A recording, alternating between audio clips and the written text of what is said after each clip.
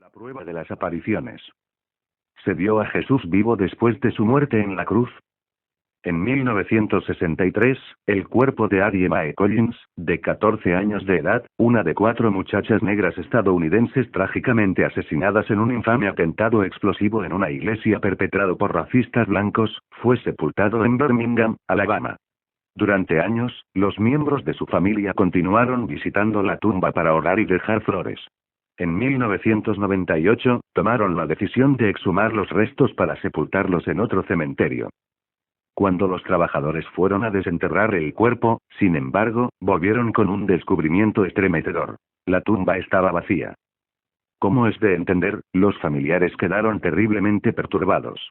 Obstaculizados por los registros mal llevados, las autoridades del cementerio hacían todo lo posible por entender lo que había sucedido. Se sugirieron varias posibilidades.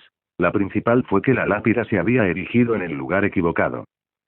Sin embargo, en medio del intento por determinar qué sucedió, nunca se propuso una explicación. Nadie sugirió que la joven Addie Mae había sido resucitada para andar nuevamente en la tierra. ¿Por qué? Porque por sí sola, una tumba vacía no constituye una resurrección.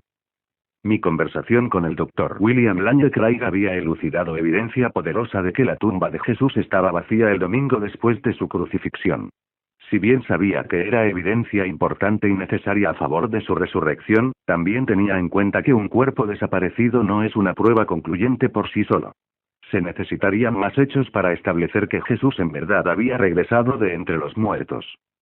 Eso fue lo que impulsó mi vuelo a Virginia.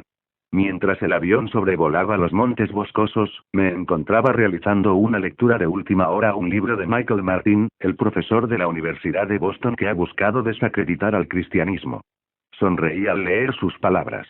Quizás la defensa más sofisticada de la resurrección hasta el momento es la que formuló Gary Habermas. Miré mi reloj. Aterrizaría con el tiempo justo para alquilar un auto, conducir hasta Lynchburg y llegar a tiempo a la cita de las 2 en punto con el propio Habermas. La 12ª entrevista. Dr. Gary Habermas. 2 fotos autografiadas de jugadores de hockey en pleno combate en el hielo cuelgan de las paredes de la oficina austera de Habermas. Una muestra al inmortal Bobby Hull de Chicago Blackhawks. La otra capta del ave el martillo Schultz, el delantero agresivo y duro de Philadelphia Flyers. Hull es mi jugador de hockey favorito, explica Habermas. Schultz es mi atacante favorito, sonrió y agregó. Hay una diferencia. Habermas. Con barba, de hablar franco, áspero, también es un atacante, un gran oponente académico que se asemeja más a un guardia de un club nocturno que a un intelectual de la Torre de Marfil. Armado con argumentos filosos y evidencia histórica para respaldarlos, no tiene miedo de salir con ímpetu. Antony Flew, uno de los principales ateos filosóficos del mundo, lo descubrió cuando trabó combate con Habermas en un gran debate sobre el tema. ¿Resucitó Jesús de entre los muertos? Los resultados fueron decididamente para un solo lado. De los 5 filósofos independientes de varias universidades y academias que actuaron como jueces del contenido del debate, 4 llegaron a la conclusión de que Habermas había ganado. Uno nombró a la contienda un empate. Nadie votó por Flew.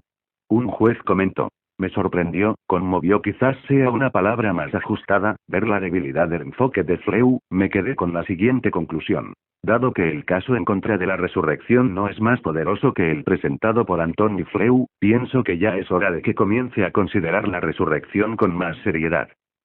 Uno de los otros 5 jueces profesionales de debates que evaluaron las técnicas argumentativas de los participantes, nuevamente Habermas fue el vencedor, se vio impulsado a escribir. Llego a la conclusión de que la evidencia histórica, aunque imperfecta, es lo suficientemente fuerte para guiar a intelectos racionales a la conclusión de que Jesús en verdad resucitó de entre los muertos. Habermas sí finaliza proveyendo evidencia altamente probable a favor de la naturaleza histórica de la resurrección sin evidencia naturalista plausible en su contra. Habermas, por lo tanto, en mi opinión, gana el debate. Después de obtener un doctorado de la Universidad Estatal de Michigan, donde escribió su disertación sobre la resurrección, Habermas recibió un doctorado en divinidades de Emmanuel College en Oxford, Inglaterra. Es autor de 7 libros que tratan la resurrección de Jesús de entre los muertos, entre ellos, La resurrección de Jesús. Una inquisición racional. La resurrección de Jesús. Una apologética. El Jesús histórico. ¿Y resucitó Jesús de entre los muertos? El debate de la resurrección, basado en su debate con Flew. Entre sus otros libros se encuentran Cómo lidiar con la duda y, con J. P. Moreland, Beyond the Death. Más allá de la muerte. La exploración de la evidencia a favor de la inmortalidad. Además, fue coeditor de En defensa de los milagros y contribuyó para Jesús bajo fuego y Vive tu fe. Cómo cerrar la brecha entre la mente y el corazón. Sus 100 artículos aparecieron en publicaciones populares, como Saturday Evening Post, publicaciones académicas, entre ellos, Fe y Filosofía y Estudios Religiosos, y libros de referencia, por ejemplo, Diccionario de Teología Baker. Asimismo es expresidente de la Sociedad Filosófica Evangélica. No pretendo sugerir con mi descripción anterior que Habermas es innecesariamente combativo. Es amigable y modesto en la conversación casual. Es solo que no me gustaría ser su oponente en un partido de hockey o en un debate. Tiene un radar innato que le ayuda a detectar los puntos vulnerables de sus oponentes. También tiene un lado tierno, el cual descubriría en forma bastante inesperada antes de que terminara nuestra entrevista. Encontré a Habermas en su oficina práctica en Universidad Liberty, donde actualmente es profesor distinguido y director del Departamento de Filosofía y Teología y director del programa de maestría en apologética. La sala, con sus archivos negros, el escritorio de metal con superficie de imitación madera, alfombra raída y sillas plegables ciertamente no es una atracción. Al igual que su ocupante, no tiene pretensiones. Los muertos no hacen eso. Habermas, sentado detrás de su escritorio, se arremangó la camisa azul desabotonada en el cuello mientras encendía mi grabadora y comenzaba la entrevista. ¿Acaso no es verdad? Comencé con la brusquedad de un fiscal que no hay absolutamente ningún testigo ocular de la resurrección de Jesús. Exactamente, así es. No hay un relato descriptivo de la resurrección, respondió Habermas admitiendo lo que quizá sorprenda a las personas que solo tienen un conocimiento superficial del asunto. Cuando era joven, estaba leyendo un libro de C.S. Lewis, quien escribió que el Nuevo Testamento no dice nada acerca de la resurrección. Escribí un gran no. En el margen. Luego me di cuenta de lo que quería decir. No hubo nadie sentado dentro de la tumba que viera cómo el cuerpo comenzaba a vibrar, se ponía de pie, se quitaba las vendas de lino, las doblaba, quitaba la piedra, asustaba a los guardias y se iba. Me parecía que eso presentaba algunos problemas. ¿Acaso eso no perjudica sus esfuerzos por establecer que la resurrección es un hecho histórico? Le pregunté. Habermas empujó la silla hacia atrás para estar más cómodo. No, no perjudica el caso ni en una jota porque la ciencia es toda causa y efecto. No vemos dinosaurios. Estudiamos los fósiles. Quizás no sepamos cómo comienza una enfermedad, pero estudiamos sus síntomas. Quizás nadie presenció un crimen, pero la policía ordena la evidencia después del hecho. Por lo tanto, continuó, yo observo la evidencia a favor de la resurrección de la siguiente manera. En primer lugar, murió Jesús en la cruz. Y en segundo lugar, se apareció luego a la gente. Si uno puede establecer esos dos puntos, ya ganó el caso porque los muertos generalmente no hacen eso. Los historiadores concuerdan en que hay abundante evidencia de que Jesús fue crucificado y el Dr. Alexander Meteroid demostró en un capítulo anterior que Jesús no pudo haber sobrevivido a los rigores de esa ejecución. Eso nos deja con la segunda parte del asunto. ¿Apareció Jesús después en realidad? ¿Qué evidencia hay de que la gente lo vio? Inquirí. Comenzaré con la evidencia que prácticamente todos los eruditos críticos admiten, anunció mientras abría su Biblia delante de sí.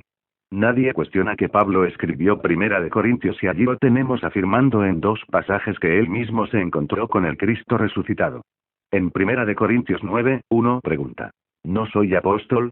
¿No he visto a Jesús nuestro Señor? Y en Primera de Corintios 15:8 expresa: y por último, se me apareció también a mí. Reconocí esa última cita como parte del antiguo credo de la iglesia primitiva que Craig Blomberg y yo ya habíamos discutido. Tal como lo indicó William Lane Craig, la primera parte del credo, versículos 3 y 4, hace referencia a la ejecución, sepultura y resurrección de Jesús. La parte final del credo, versículos 5 al 8, trata sus apariciones después de la resurrección. Cristo se apareció a Cefas, y luego a los 12. Después se apareció a más de 500 hermanos a la vez, la mayoría de los cuales vive todavía, aunque algunos han muerto. Luego se apareció a Jacobo, más tarde a todos los apóstoles. En el siguiente versículo Pablo agrega: y por último, como a uno nacido fuera de tiempo, se me apareció también a mí. A primera vista, este es un testimonio de gran influencia de que Jesús sí apareció vivo después de su muerte. Aquí se mencionaban los nombres de personas específicas y grupos que lo vieron, escritos en un tiempo durante el cual la gente podía corroborarlos si deseaban confirmación. Dado que sabía que el credo sería el factor fundamental para establecer la resurrección, decidí someterlo a un mayor escrutinio. ¿Por qué los historiadores están convencidos de que es un credo? ¿Cuán confiable es? ¿Hasta qué año se remonta? ¿Le importa si le hago un interrogatorio sobre este credo? Le pregunté a Habermas. Extendió la mano como si estuviera invitando al interrogatorio. Por favor, respondió, adelante. Convénzame de que es un credo. En principio, quería determinar por qué Habermas, Craig, Blomberg y otros estaban convencidos de que ese pasaje es un credo de la iglesia primitiva y no simplemente las palabras de Pablo, quien escribió la carta a la iglesia de Corinto en la cual se encuentra. Mi desafío a Habermas fue simple y directo. Convénzame de que es un credo. Muy bien, puedo darle varias razones sólidas. En primer lugar, Pablo lo introduce con las palabras transmite y recibí, las cuales son términos rabínicos técnicos que indican que está transmitiendo una tradición sagrada.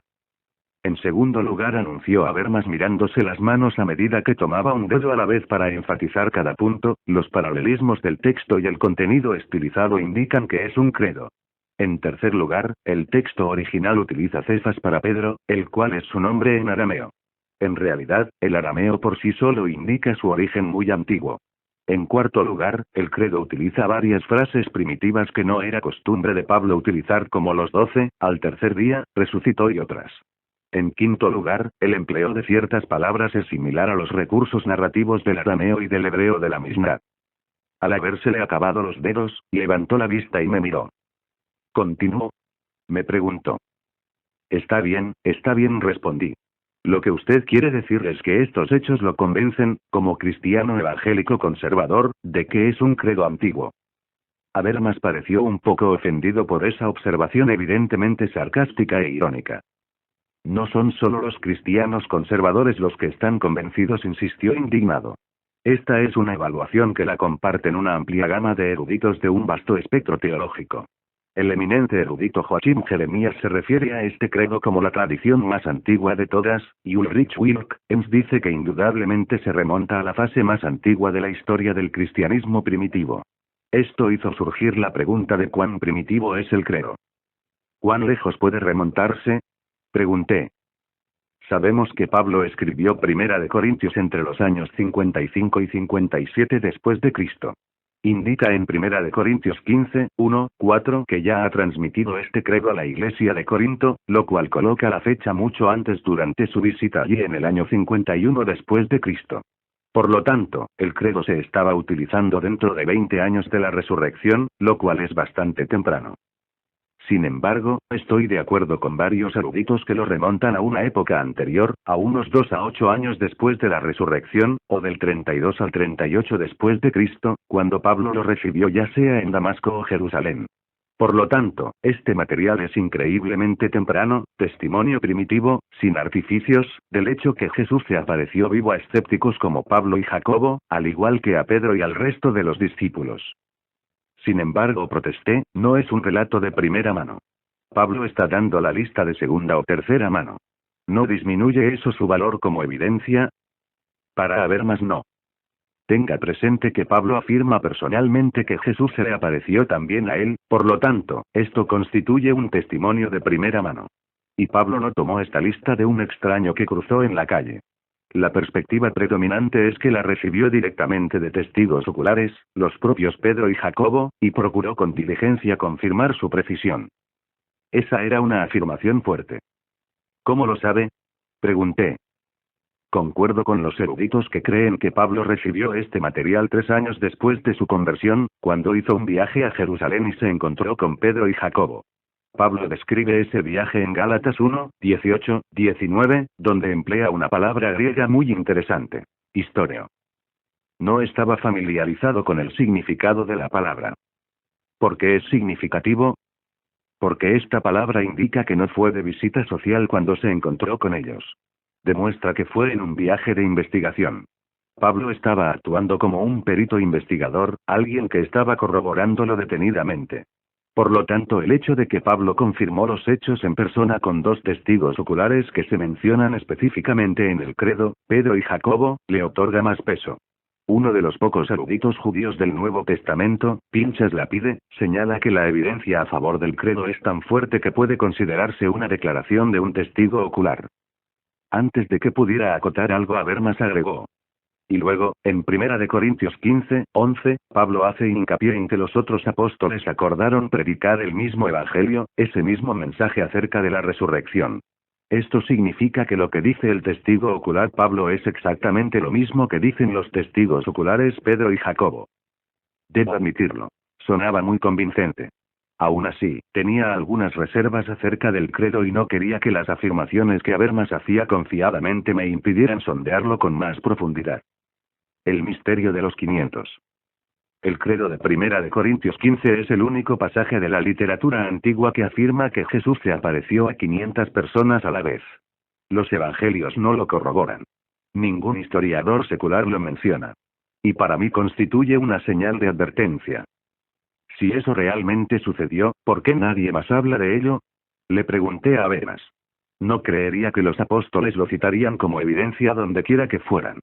Como observa el ateo Michael Martin, uno debe concluir que es extremadamente improbable que este incidente haya ocurrido en realidad y que por lo tanto indirectamente arroja dudas sobre Pablo como fuente confiable. Esa observación molestó a Habermas. Bien, es pura y simple estupidez decir que esto arroja dudas sobre Pablo, respondió sonando asombrado y molesto porque alguien hiciera esa alegación. Hágame un favor. En primer lugar, aunque solo esté registrado en una sola fuente, resulta ser el pasaje más antiguo y mejor autenticado de todos. Y eso sí que es algo. En segundo lugar, parece que Pablo tuvo cierta cercanía a estas personas. Dice, la mayoría de los cuales vive todavía, aunque algunos han muerto. Pablo conocía a algunas de estas personas o se lo dijo a alguien que las conocía y sabía que todavía estaban con vida y dispuestos a ser entrevistados. Ahora deténgase a considerarlo por un momento. Uno nunca incluiría esa frase a menos que tuviera la seguridad de que esas personas confirmarían que en verdad sí habían visto a Jesús con vida. Quiero decir que Pablo prácticamente estaba invitando a las personas a que lo corroboraran por sí mismos. No lo habría dicho si no supiera que lo iban a respaldar. En tercer lugar, cuando uno tiene una sola fuente, se puede preguntar, ¿por qué no hay más? Sin embargo, no puede decir, esta fuente única es despreciable sobre la base de que ningún otro la retoma. No se puede degradar a esta única fuente de esa manera. Por lo tanto, eso no pone en duda a Pablo para nada.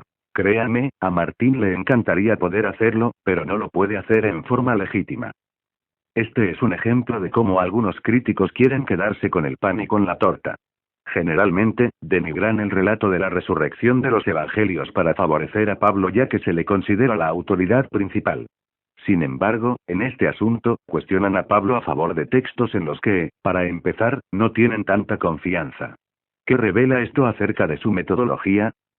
Todavía me costaba imaginarme esa aparición de Jesús ante una multitud tan grande. ¿Dónde debe haber ocurrido este encuentro con 500 personas? Le pregunté. Bueno, en los campos de Galilea, especuló Habermas. Si Jesús pudo alimentar a 5.000, podía predicar ante 500. Y Mateo sí menciona que Jesús apareció en una montaña. Quizás allí hubo más gente que los 11 discípulos. Imaginándome la escena, no podía dejar de preguntarme por qué ningún otro registró lo sucedido. ¿No sería posible que el historiador Josefo hubiera mencionado algo de tal magnitud? No, no creo que sea necesariamente cierto. Josefo escribe 60 años después. ¿Cuánto tiempo circulan las historias locales antes de que comiencen a desaparecer? Preguntó Habermas. Por lo tanto, Josefo no supo nada al respecto o decidió no mencionarlo, lo cual hubiera tenido sentido ya que sabemos que Josefo no era seguidor de Jesús. No se puede esperar que Josefo comience a apoyar su caso. Como no respondí en ese momento, Habermas continuó. Mire, me encantaría tener 5 fuentes de esto. No las tengo. Empero, sí tengo una excelente. Un credo que es tan bueno que el historiador alemán Hans von Campenhausen expresa. Este relato cumple con todos los requisitos de confiabilidad histórica que se le pueden pedir a un texto tal. Además, uno no necesita apoyarse en la referencia a los 500 para presentar el caso a favor de la resurrección. Por lo general, yo ni lo uso. La respuesta de Habermas entrañaba cierta lógica. Aún así, había otro aspecto del credo que me pesaba. Dice que Jesús se apareció primero a Pedro, mientras que Juan afirma que se apareció primero a María Magdalena. En realidad, el credo no menciona ninguna mujer, aunque tienen un papel prominente en los relatos de los evangelios. ¿Acaso estas contradicciones no debilitan su credibilidad? Inquirí. No fue la respuesta. Primero y principal, observe el credo detenidamente. No dice que Jesús se apareció primero a Pedro. Lo único que hace es poner el nombre de Pedro primero en la lista. Y dado que las mujeres no se consideraban testigos competentes en la cultura judía del siglo I, no es sorprendente que no se las mencione allí. En el contexto social del siglo I, su testimonio no hubiera tenido peso alguno. Por lo tanto, que pusiera a Pedro primero puede indicar una prioridad lógica en vez de una prioridad temporal. Nuevamente concluyó, la credibilidad del credo permanece intacta.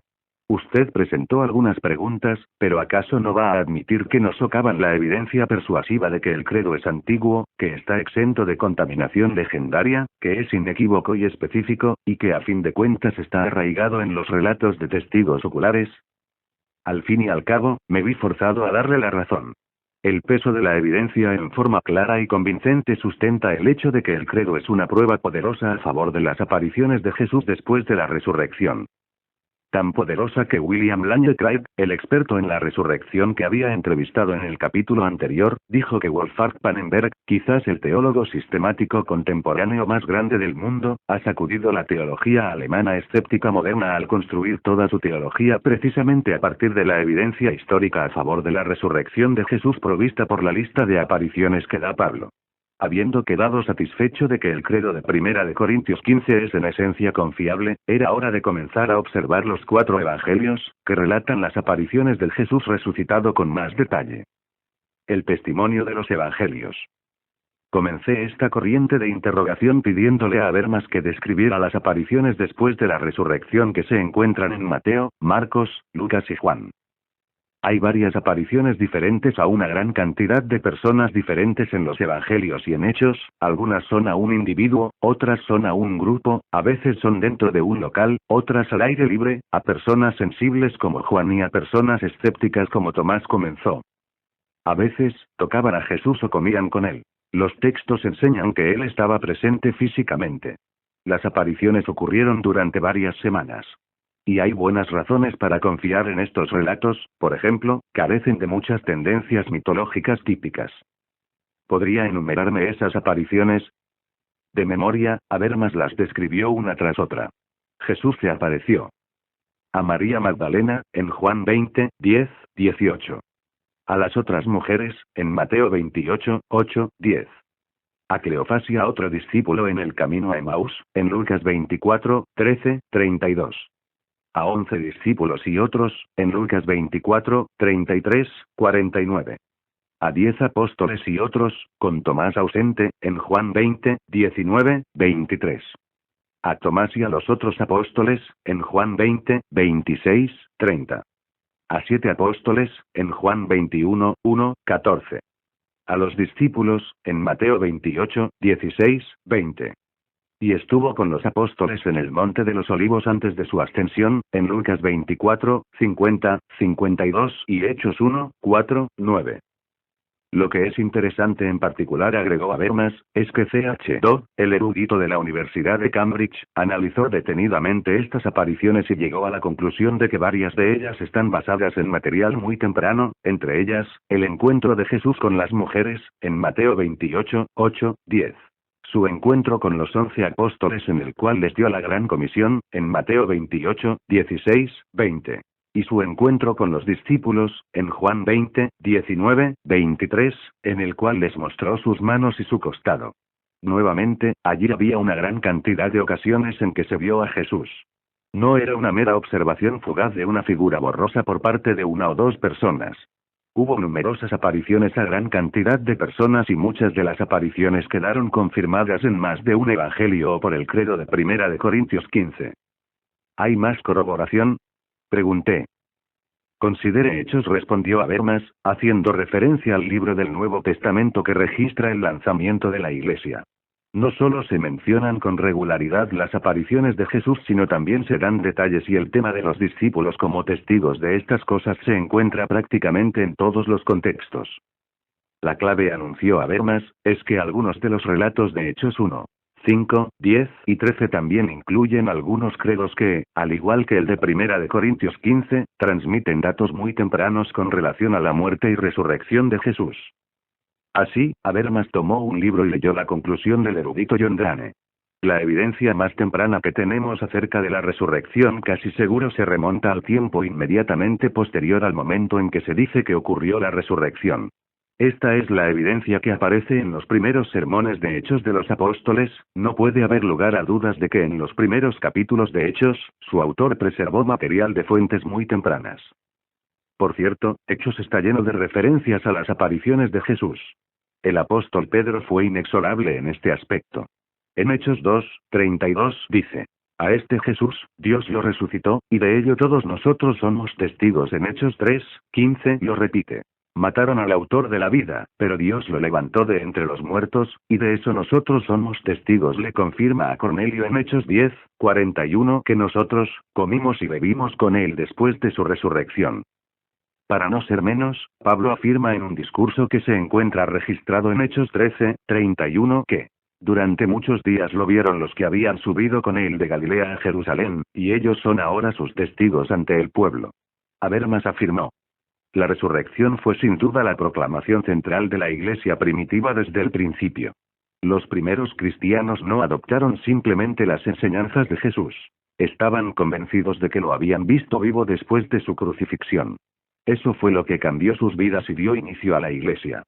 Ciertamente, dado que esa era su convicción central, se habrían asegurado completamente de que era verdad. Toda la evidencia de los evangelios y hechos, incidente tras incidente, testigo tras testigo, detalle tras detalle, corroboración sobre corroboración, era sumamente impresionante.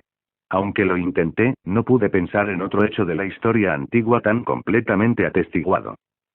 Sin embargo, había otra pregunta que necesitaba presentar. Esta vez era concerniente al Evangelio que la mayoría de los eruditos consideran que es el primer relato de Jesús que se haya escrito. La conclusión perdida de Marcos. Cuando comencé a investigar la resurrección, me encontré con un comentario perturbador en el margen de la Biblia. Los manuscritos antiguos más confiables y otros testigos tempranos no tienen Marcos 16, 9, 20. Es decir, la mayoría de los eruditos consideran que Marcos termina en el versículo 8 del capítulo 16, con las mujeres que descubren la tumba vacía pero no con la aparición de Jesús con vida a nadie. Me parecía desconcertante. ¿No le molesta que el primer evangelio ni siquiera relata ninguna aparición después de la resurrección? Le pregunté a Habermas. Al contrario, no parecía para nada molesto. No tengo ningún problema con eso, afirmó. Por supuesto que habría sido lindo si hubiera incluido una lista de apariciones, pero hay varios puntos que tiene que considerar. Aun cuando Marcos terminara allí, lo cual no todos lo creen, aún lo encuentra relatando que la tumba está vacía y que un joven anuncia: ha resucitado. Y les dice a las mujeres que habrá apariciones. Por lo tanto, en primer lugar, tiene una proclamación de que la resurrección ocurrió, y en segundo lugar, una predicción de que las apariciones la seguirán.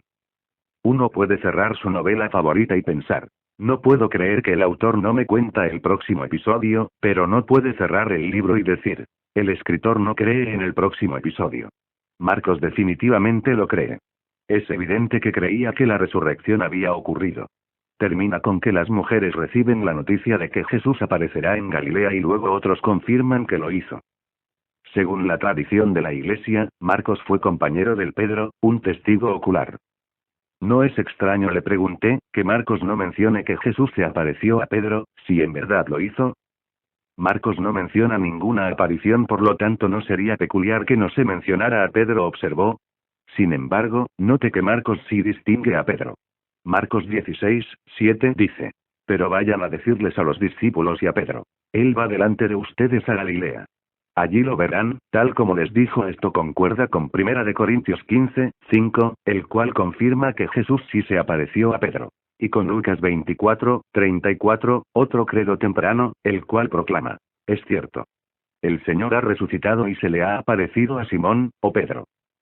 Por lo tanto, lo que Marcos predice sobre Pedro se informa que se cumplió, en dos credos de la Iglesia muy tempranos y muy confiables, al igual que el propio Pedro en Hechos. ¿Hay alternativas? Sin duda, la cantidad de testimonios y corroboraciones de las apariciones de Jesús después de la resurrección es asombrosa. Para ponerlo en perspectiva, si uno llamara a cada uno de los testigos ante un tribunal para interrogarlos solo por unos 15 minutos cada uno y si continuara día y noche sin parar, le llevaría desde el desayuno del lunes, hasta la cena del viernes para escucharlos a todos. Después de escuchar 129 horas seguidas de testimonios de testigos oculares, ¿quién no sale convencido? Al haber sido un periodista especializado en asuntos legales que cubrió cientos de juicios, tanto penales como civiles, tenía que estar de acuerdo con la apreciación de Sir Edward Clarke, un juez de la Corte Suprema Británica, quien llevó a cabo un análisis legal exhaustivo del primer domingo de Pascua. Para mí, la evidencia es concluyente y una y otra vez en la Corte Suprema he dado un veredicto con evidencia no tan convincente. Como abogado, acepto la evidencia de los evangelios sin reservas como el testimonio de hombres veraces acerca de hechos que pudieron confirmar. Sin embargo, pudiera haber algunas alternativas plausibles que pudieran justificar estos encuentros con el Jesús resucitado. ¿Pudieran ser estos relatos de naturaleza legendaria? ¿O será que los testigos tuvieron alucinaciones? Decidí tratar esos interrogantes con Habermas para obtener su respuesta. Primera posibilidad. Las apariciones son legendarias. Si es verdad que el Evangelio de Marcos originalmente terminaba antes de registrar las apariciones, se puede arguir que hay un desarrollo evolutivo en los Evangelios.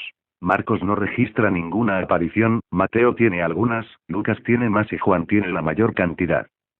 ¿Eso no demuestra que las apariciones son meramente legendarias, que aumentaron con el tiempo? Le pregunté. No, por muchas razones, me aseguró Habermas.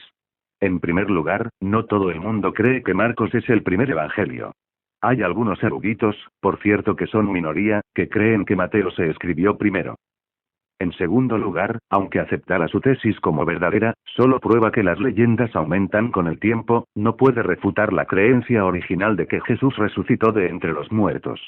Sucedió algo que impulsó a los apóstoles a hacer de la resurrección la proclamación central de la iglesia primitiva. La leyenda no puede explicar esos relatos iniciales de los testigos oculares. Es decir, la leyenda puede decirle cómo creció una historia. No puede decirle cómo se originó cuando los participantes son testigos oculares y relataron los hechos temprano. En tercer lugar, se olvida de que el credo de 1 Corintios 15 antecede a cualquiera de los evangelios y hace grandes afirmaciones acerca de las apariciones. En realidad, la afirmación que conlleva el mayor número, que 500 personas a la vez lo vieron vivo, se remonta a esta fuente primera. Eso genera problemas para la teoría del desarrollo legendario.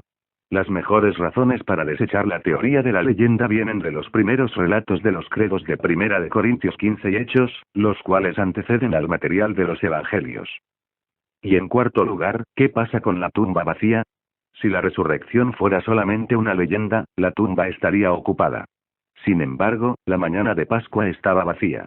Eso requiere una hipótesis adicional. Segunda posibilidad. Las apariciones fueron alucinaciones. Quizá, los testigos fueron sinceros al creer que vieron a Jesús. Quizá, registraron con precisión lo que sucedió.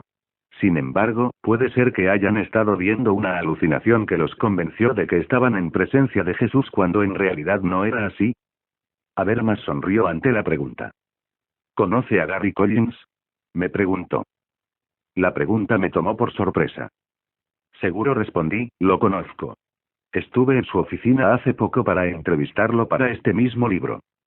¿Cree que es un psicólogo calificado? Preguntó Habermas. Sí, contesté débilmente porque me daba cuenta que me estaba preparando algo. Doctor, profesor durante 20 años, autor de numerosos libros sobre cuestiones psicológicas, presidente de una asociación nacional de psicólogos, sí, seguro, lo consideraría calificado. Habermas me alcanzó una hoja de papel. Le pregunté a Gary acerca de la posibilidad de que se tratara de alucinaciones y esta es su opinión profesional, me dijo. Leí el documento. Las alucinaciones son apariciones individuales. Por su propia naturaleza, solo una persona puede ver una alucinación dada a la vez. Ciertamente no son algo que un grupo de personas puede ver. Ni es posible que una persona pueda de algún modo inducir una alucinación en otra persona. Dado que la alucinación existe solo en este sentido personal, subjetivo, es evidente que otros no puedan presenciarla. Ese anunció Habermas, es un problema grande para la teoría de la alucinación dado que hay reiterados relatos de que Jesús se apareció a muchas personas que contaron lo mismo. Y hay varios argumentos más acerca de por qué las alucinaciones no pueden dar cuenta de sus apariciones, continuó. Los discípulos se encontraban temerosos, dubitativos y angustiados después de la crucifixión, mientras que las personas que alucinan necesitan una mente fértil de expectativa o anticipación. Pedro era cabeza dura, por Dios. Jacobo era un escéptico. Ciertamente, no eran buenos candidatos para las alucinaciones. Asimismo, las alucinaciones son comparativamente inusuales. Por lo general son producto de las drogas o de privaciones físicas. Las probabilidades son que usted no conoce a ninguna persona que alguna vez haya tenido alucinaciones que no fueran causadas por una de estas dos opciones.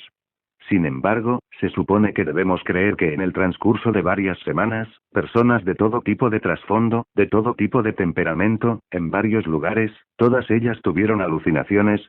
Eso es forzar la hipótesis bastante, ¿no es así? Además, si establecemos que los relatos de los evangelios son confiables, ¿cómo explica que los discípulos comieron con Jesús y lo tocaron?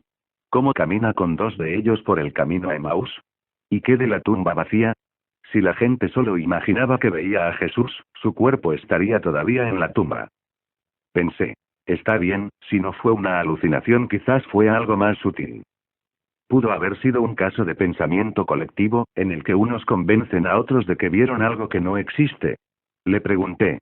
Tal como lo observó Michael Martin. Una persona llena de celo religioso puede ver lo que quiere ver y no lo que realmente tiene delante. Habermas se rió. ¿Sabe? Uno de los ateos con los que debatí, Anthony Flew, me contó que no le gusta que otros ateos usen ese último argumento porque es un arma de doble filo. Tal como observó Flew. Los cristianos creen porque quieren, pero los ateos no creen porque no quieren. En realidad hay varias razones por las cuales los discípulos no pueden haberse persuadido a creerlo unos a otros. Como centro de su fe, había demasiado en juego. Murieron por defenderlo. ¿Acaso algunos de ellos no hubieran reconsiderado el pensamiento colectivo más adelante y se hubieran retractado o simplemente hubieran desaparecido silenciosamente? ¿Y qué de Jacobo, quien no creía en Jesús, o de Pablo, quien perseguía a los cristianos? ¿Cómo llegaron a que los convencieran de haber visto algo? Aún más, ¿y qué de la tumba vacía? Y para rematar, esta perspectiva no da cuenta del lenguaje directo de visión en el credo de Primera de Corintios 15 y otros pasajes. Los testigos oculares por lo menos estaban convencidos de que habían visto a Jesús vivo y el pensamiento colectivo no explica este aspecto muy bien. Habermas hizo una pausa lo suficientemente larga como para tomar un libro y terminar su argumento con una cita del prominente teólogo e historiador Cary Graham. Hasta los historiadores más escépticos concuerdan en que para el cristianismo primitivo, la resurrección de Jesús de entre los muertos fue un hecho real de la historia, el propio fundamento de la fe, y no una idea mítica salida de la imaginación creativa de los creyentes. A veces, concluyó Habermas, la gente se agarra de un pelo al tratar de dar cuenta de las apariciones. Sin embargo, nada encaja mejor con toda la evidencia que la explicación de que Jesús estaba vivo. No puede caber una duda racional. Jesús murió en la cruz. Alexander Metternich lo dejó claro en forma gráfica. Su tumba estaba vacía en la mañana de Pascua. William Lane Craig no dejó duda alguna al respecto. Sus discípulos y otros lo vieron, lo tocaron y comieron con él después de la resurrección. Gary Habermas construyó su caso con abundante evidencia. Tal como lo expresó el prominente teólogo británico Michael Green. Las apariciones de Jesús están tan bien autenticadas como ninguna otra cosa en la antigüedad, no puede caber una duda racional de que ocurrieron ni de que la razón principal por la que el cristianismo llegó a estar seguro de la resurrección en los primeros tiempos fue exactamente esta. Podían decir con seguridad, hemos visto al Señor, sabían que era Él. Y todo esto ni siquiera agota la evidencia. Ya había hecho una reservación de avión para un viaje al otro extremo del país, para entrevistar a otro experto más en la categoría final de prueba de que la resurrección es un hecho real de la historia. Sin embargo, antes de salir de la oficina de Habermas, tenía una pregunta más. Francamente, titubeé en preguntarla porque en cierto modo era demasiado predecible y pensaba que obtendría una respuesta bastante firme. La pregunta se refería a la importancia de la resurrección. Creía que si le hacía esa pregunta a Habermas, me daría la respuesta estándar de que está en el centro de la doctrina cristiana, el eje alrededor del cual gira la fe cristiana. Y tenía razón. Si me dio una respuesta común como esa. Sin embargo, lo que me sorprendió fue que eso no fue todo lo que dijo. Este erudito práctico, este polemista espontáneo y directo, este defensor de la fe listo para el combate, me permitió asomarme a su alma mientras me daba una respuesta que nació del valle más profundo de la desesperación que jamás hubiera atravesado. La resurrección de Debye. Habermas se frotó la barba canosa. La cadencia de artillería y el tono de debate en su voz habían desaparecido. Ya no había citas de eruditos, ya no había citas de las escrituras, ya no había un caso que presentar. Le había preguntado acerca de la importancia de la resurrección y Habermas decidió correr el riesgo de retroceder a 1995, cuando su esposa, Debye, murió lentamente de cáncer en el estómago. Tomado por sorpresa por la ternura del momento, lo único que pude hacer fue escuchar. Estaba sentado en el porche, comenzó, mirando hacia el costado pero Ada en particular. Suspiró profundamente y luego prosiguió. Mi esposa estaba arriba agonizando. Salvo por unas semanas, estuvo en casa todo el tiempo. Fue un tiempo terrible. Era lo peor que podía pasar. Giró y me miró de frente. Pero ¿sabe lo que fue sorprendente? Mis estudiantes solían llamarme, no uno solo sino varios, y me decían, en un momento como este, ¿no se alegra de la resurrección? Aunque las circunstancias eran serias, tenía que sonreír por dos razones. En primer lugar, mis estudiantes estaban tratando de animarme con mis propias enseñanzas. Y en segundo lugar, funcionó. Mientras estaba sentado allí, me imaginaba a Chop, quien pasó por todo eso tan terrible y le hizo preguntas a Dios, pero luego Dios dio vuelta el tablero y le hizo varias preguntas a él. Sabía que si Dios venía a mí, le haría una sola pregunta. Señor, ¿por qué Debbie está allí arriba en cama? Y pienso que Dios respondería preguntándome tiernamente. Gaby, ¿resucité a mi hijo de entre los muertos? Yo le diría. Vamos, Señor, escribí 7 libros sobre ese tema. Por supuesto que resucitó de entre los muertos. Pero quiero saber acerca de Debbie. Creo que él seguiría volviendo a la misma pregunta. ¿Resucité a mi hijo de entre los muertos? ¿Resucité a mi hijo de entre los muertos? Hasta que comprendiera su idea. La resurrección dice que si Jesús resucitó 2000 años atrás, hay una respuesta a la muerte de Debbie en 1995. ¿Sabe? Funcionó para mí mientras estaba sentado en el porche y todavía funciona hoy. Fue un tiempo emocional horrible para mí, pero no podía pasar por alto el hecho de que la resurrección es la respuesta para su sufrimiento. Aún me preocupaba, aún me preguntaba qué haría solo criando 4 hijos, pero no hubo un momento en el que esa verdad no me consolara. Perder a mi esposa fue la experiencia más dolorosa que jamás tuve que enfrentar, pero si la resurrección me pudo sacar de ella, me puede sacar de cualquier otra. Fue eficaz en el año 30 después de Cristo, es eficaz en 1995, es eficaz en 1998 y es eficaz más allá del hoy. Habermas fijó su mirada en la mía. Ese no es un sermón, dijo calladamente. Lo creo con todo mi corazón. Si hay una resurrección, hay un cielo. Si Jesús resucitó, Debbie resucitó. Y yo también resucitaré algún día. Entonces, los veré a los dos. Deliberaciones. Preguntas para reflexión personal o para el grupo de estudio 1. Habermas redujo la cuestión de la resurrección a 2 preguntas. ¿Jesús murió? ¿Y lo vieron vivo después? Según la evidencia recopilada hasta este momento, ¿cómo responderías esas preguntas y por qué? 2. ¿Cuán influyente es el credo de 1 Corintios 15 en tu evaluación acerca de si vieron a Jesús vivo? ¿Cuáles son tus razones para llegar a la conclusión de que es significativo o no en tu investigación? 3. Dedica unos minutos a buscar algunas de las apariciones que cita Habermas de los Evangelios. En tu opinión, ¿se escucha en ellas el tintineo de la verdad? ¿De qué manera las evaluarías como evidencia para la resurrección? 4. Habermas habló de cómo la resurrección tiene un significado personal para él. ¿Has sufrido una pérdida en tu vida? ¿De qué manera la creencia en la resurrección afectaría la forma en que la ves? Más evidencia. Más recursos sobre este tema. Ankerberg, John y John Weldon, una respuesta lista, Harvest House, Eugene, Orr, 1997. Herbert R. Douglas y Gary R. Habermas, en defensa de los milagros, InterVarsity Press, Downers Grove, Ill, 1997. Habermas, Gary y Anthony Frew, ¿resucitó Jesús de entre los muertos?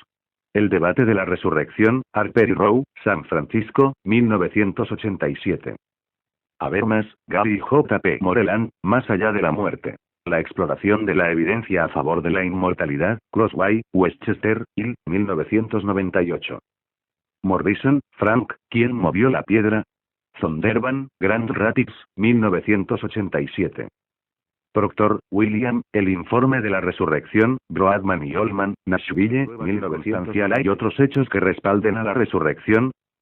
Ningún testigo observó a Timothy McVeigh cargar 2 toneladas JLI de explosivos con base de fertilizantes en un camión Ride de alquiler.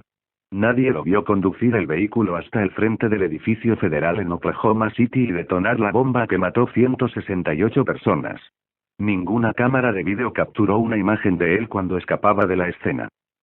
Sin embargo, un jurado pudo llegar a la conclusión más allá de la duda razonable de que McVeigh era culpable del peor atentado de terrorismo nacional en la historia de los Estados Unidos. ¿Por qué? Porque hecho tras hecho, prueba tras prueba, testigo tras testigo, los fiscales emplearon la evidencia circunstancial para presentar un caso infalible en su contra.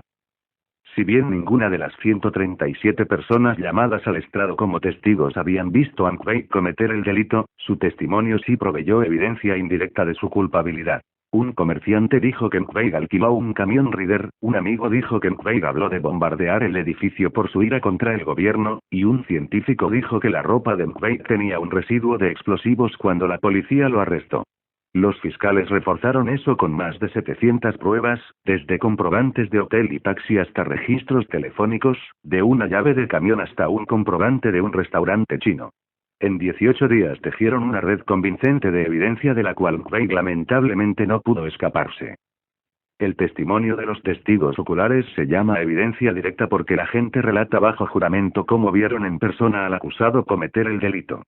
Si bien a veces es convincente, también puede estar sujeto a memorias que fallan, prejuicios, y hasta la invención completa. En contraposición, la evidencia circunstancial se compone de hechos indirectos a partir de los cuales se pueden derivar inferencias en forma racional. Su efecto acumulativo puede ser casi tan poderoso como los relatos de los testigos oculares y, en muchos casos, incluso más potente. Pregúntale a Timothy McVeigh. Quizá pensó que había cometido el crimen perfecto al evitar los testigos oculares, pero de todos modos terminó con sentencia de muerte debido a los hechos circunstanciales que apuntaban hacia él en forma tan devastadora como si lo hubiera hecho un testigo ocular de primera mano. Habiendo considerado la evidencia persuasiva a favor de la tumba vacía y los relatos de los testigos oculares acerca del Jesús resucitado, ya era el momento de que indagara cualquier elemento de evidencia circunstancial que pudiera reforzar el caso a favor de la resurrección. Sabía que si un acontecimiento tan extraordinario como la resurrección de Jesús había ocurrido en verdad, la historia tendría que estar repleta de evidencia indirecta que la respaldara. Esa búsqueda me llevó una vez más al sur de California, esta vez, a la oficina de un profesor que magistralmente combina pericia en historia, filosofía y ciencia. La 13ª entrevista. Dr. J. P. Moreland. El cabello gris oscuro de J. P. Moreland, su bigote plateado y sus espejuelos con marco dorado, le dan una apariencia más vieja que la de sus 50 años. Sin embargo, rebosa de energía. Habló con un tono entusiasta y animado, inclinándose hacia adelante a menudo en su silla reclinable para enfatizar sus puntos, en realidad, brincando un poco por momentos, casi como si fuera a abalanzarse y me fuera a estrangular con sus argumentos. Esto me encanta, exclamó durante un breve receso, la única ocasión en la que afirmó lo obvio. La mente altamente organizada de Moreland trabaja en forma tan sistemática, tan lógica, que parece construir su caso sin esfuerzo en oraciones completas y párrafos enteros sin palabras de más o pensamientos ajenos, listos para la corrección y la impresión. Cuando se detenía mi grabadora, él hacía una pausa, me daba tiempo a poner una cinta nueva y luego retomaba justo donde había dejado sin perder el paso. Si bien Moreland es un filósofo reconocido, con un doctorado de la Universidad del Sur de California, y está a gusto navegando los mundos conceptuales de Kant y Kierkegaard, no permanece exclusivamente en lo abstracto. Su trasfondo de ciencias, tiene un título en química de la Universidad de Missouri, y su dominio de la historia, que lo demuestra su excelente libro al escalar la ciudad secular, lo anclan al mundo cotidiano y le impiden flotar en el pensamiento puramente etéreo.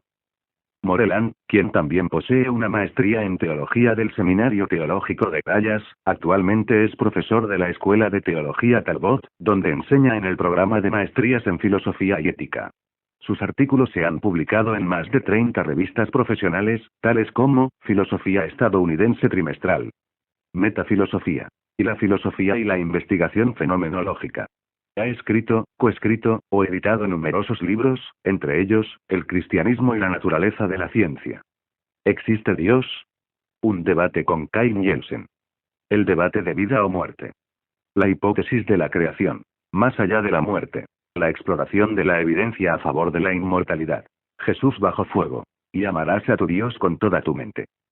Al sentarme junto con Moreland en su oficina pequeña pero acogedora, ya sabía que la evidencia circunstancial es plural en vez de singular. Es decir, se construye ladrillo por ladrillo hasta que haya un fundamento sólido donde se puedan asentar conclusiones con confianza. Por lo tanto, comencé la entrevista con un desafío a quemarropa. ¿Puede darme 5 pruebas circunstanciales que lo convenzan de que Jesús resucitó de entre los muertos? Moreland escuchó mi pregunta con atención. ¿5 ejemplos? Replicó. 5 elementos que nadie pone en tela de juicio. Asentí. Así, Moreland empujó la silla de su escritorio hacia atrás y se lanzó en su primera prueba. Las vidas cambiadas de los discípulos y su disposición a morir por su convicción de que Jesús había resucitado de entre los muertos. Primera prueba. Los discípulos murieron por sus creencias. Cuando Jesús fue crucificado, comenzó Moreland, sus seguidores se desanimaron y se deprimieron.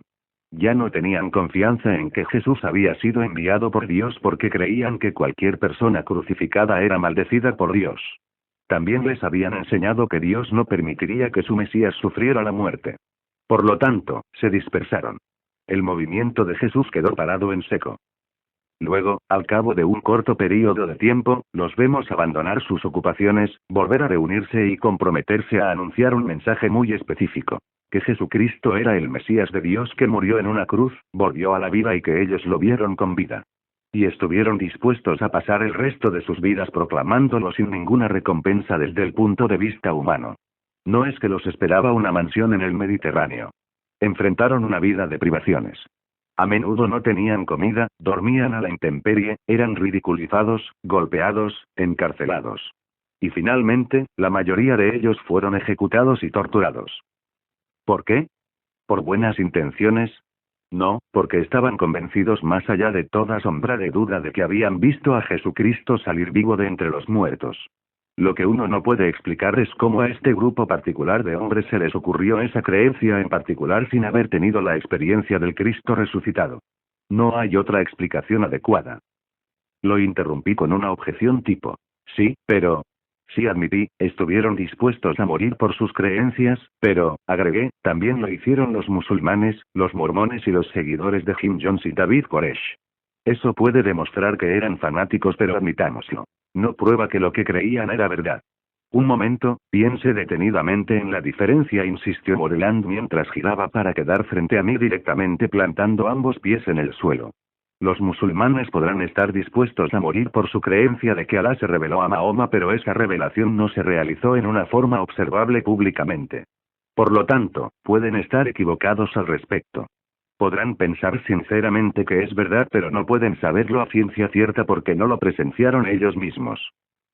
Sin embargo, los apóstoles estuvieron dispuestos a morir por algo que ellos habían visto con sus propios ojos y tocado con sus propias manos. Estaban en una posición única.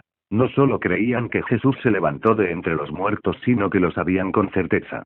Y cuando uno tiene 11 personas confiables sin motivos ulteriores, sin nada que ganar y mucho que perder, quienes todos concuerdan en que observaron algo con sus propios ojos, ahora sí que tiene alguna dificultad para descartarlo. Sonreí porque había estado haciendo el papel del abogado del diablo al interponer mi objeción. En realidad, sabía que él tenía razón. En realidad, esta distinción crítica era clave en mi propia travesía espiritual. Me lo habían presentado de la siguiente manera. La gente muere por sus creencias religiosas si cree con sinceridad que son verdaderas, pero la gente no muere por sus creencias religiosas si sabe que sus creencias son falsas. Si bien la mayoría de la gente solo puede tener fe de que sus creencias son ciertas, los discípulos estaban en la posición de saber sin lugar a dudas si Jesús había resucitado de entre los muertos o no. Decían que lo vieron, que hablaron con él, que comieron con él. Si no hubieran estado absolutamente seguros, no habrían permitido que fueran torturados hasta la muerte por proclamar que la resurrección había ocurrido. Está bien, estoy convencido de esta, comenté. ¿Pero qué más tiene? Segunda prueba. La conversión de los escépticos. Otro elemento de prueba circunstancial, prosiguió Moreland, es que había escépticos recalcitrantes que no creían en Jesús antes de su crucifixión. Y que de alguna manera estaban completamente opuestos al cristianismo, que dieron un giro y adoptaron la fe cristiana después de la muerte de Jesús. No hay otra buena razón aparte de que hayan experimentado al Cristo resucitado. Evidentemente, está hablando de Jacobo, el hermano de Jesús, y de Saulo de Tarso, quien se convirtió en el apóstol Pablo, observé. Sin embargo, ¿posee evidencia creíble de que Jacobo había sido un escéptico de Jesús? Sí, respondió. Los evangelios nos dicen que la familia de Jesús, entre ellos Jacobo, estaban avergonzados por quien decía ser Jesús. No creían en él. Lo confrontaban. En el judaísmo antiguo era una gran vergüenza que la familia de un rabino no lo aceptara. Por lo tanto, los escritores de los evangelios no hubieran tenido motivo alguno para inventar ese escepticismo si no fuera verdad. Más tarde el historiador Josefo nos dice que Jacobo, el hermano de Jesús, que fue líder de la iglesia de Jerusalén, fue apedreado de muerte por su creencia en su hermano. ¿Por qué cambió la vida de Jacobo? Pablo nos dice, se le apareció el Jesús resucitado. No hay otra explicación. A decir verdad, ninguna me vino a la mente. ¿Y Saulo? Le pregunté. Como fariseo, aborrecía todo lo que estorbara las tradiciones del pueblo judío. Para él, este nuevo movimiento contrario llamado cristianismo hubiera sido la más alta traición. Es más, se quitaba la frustración ejecutando cristianos cuando tenía oportunidad, respondió Moreland. De repente, no solo deja tranquilos a los cristianos sino se une a su movimiento. ¿Cómo sucedió eso? Bien, todos concuerdan en que Pablo escribió Gálatas, y él mismo nos dice en esa epístola que lo llevó a dar un giro de 180 grados y a convertirse en el principal defensor de la fe cristiana. De su puño y letra dice que vio al Cristo resucitado y escuchó a Cristo designarlo para ser uno de sus seguidores. Estaba esperando que Moreland redondeara su punto para poder desafiarlo con una objeción del crítico del cristianismo Michael Martin. Dijo que si uno cuenta la conversión de Pablo como evidencia a favor de la verdad de la resurrección, debería contar la conversión de Mahoma al Islam como evidencia a favor de la verdad de que Jesús no resucitó, dado que los musulmanes niegan la resurrección. Básicamente dice que los valores evidenciales de la conversión de Pablo y de la conversión de Mahoma se cancelan mutuamente, le dije a Moreland. Francamente, parece una buena observación. ¿No admite que tiene razón? Moreland no picó el anzuelo. Veamos la conversión de Mahoma, dijo con voz segura. Nadie sabe nada acerca de ella. Mahoma dice haber ido a una cueva donde tuvo una experiencia religiosa en la cual Alá le reveló el Corán. No hay otro testigo ocular que lo verifique. Mahoma no ofreció ninguna señal milagrosa pública para certificar nada. Además, alguien fácilmente pudo tener motivos ulteriores para seguir a Mahoma porque en los primeros años el Islam se propagaba principalmente mediante la guerra.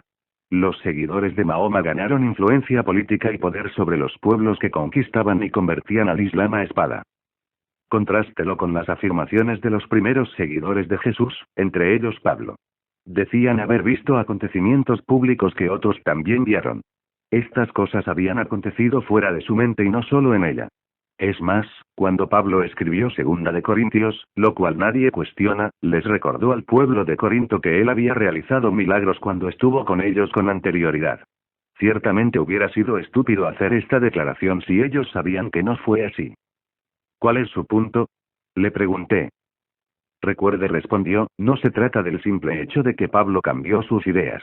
Uno tiene que explicar cómo tuvo este cambio particular de creencias que iba completamente en contra de su crianza.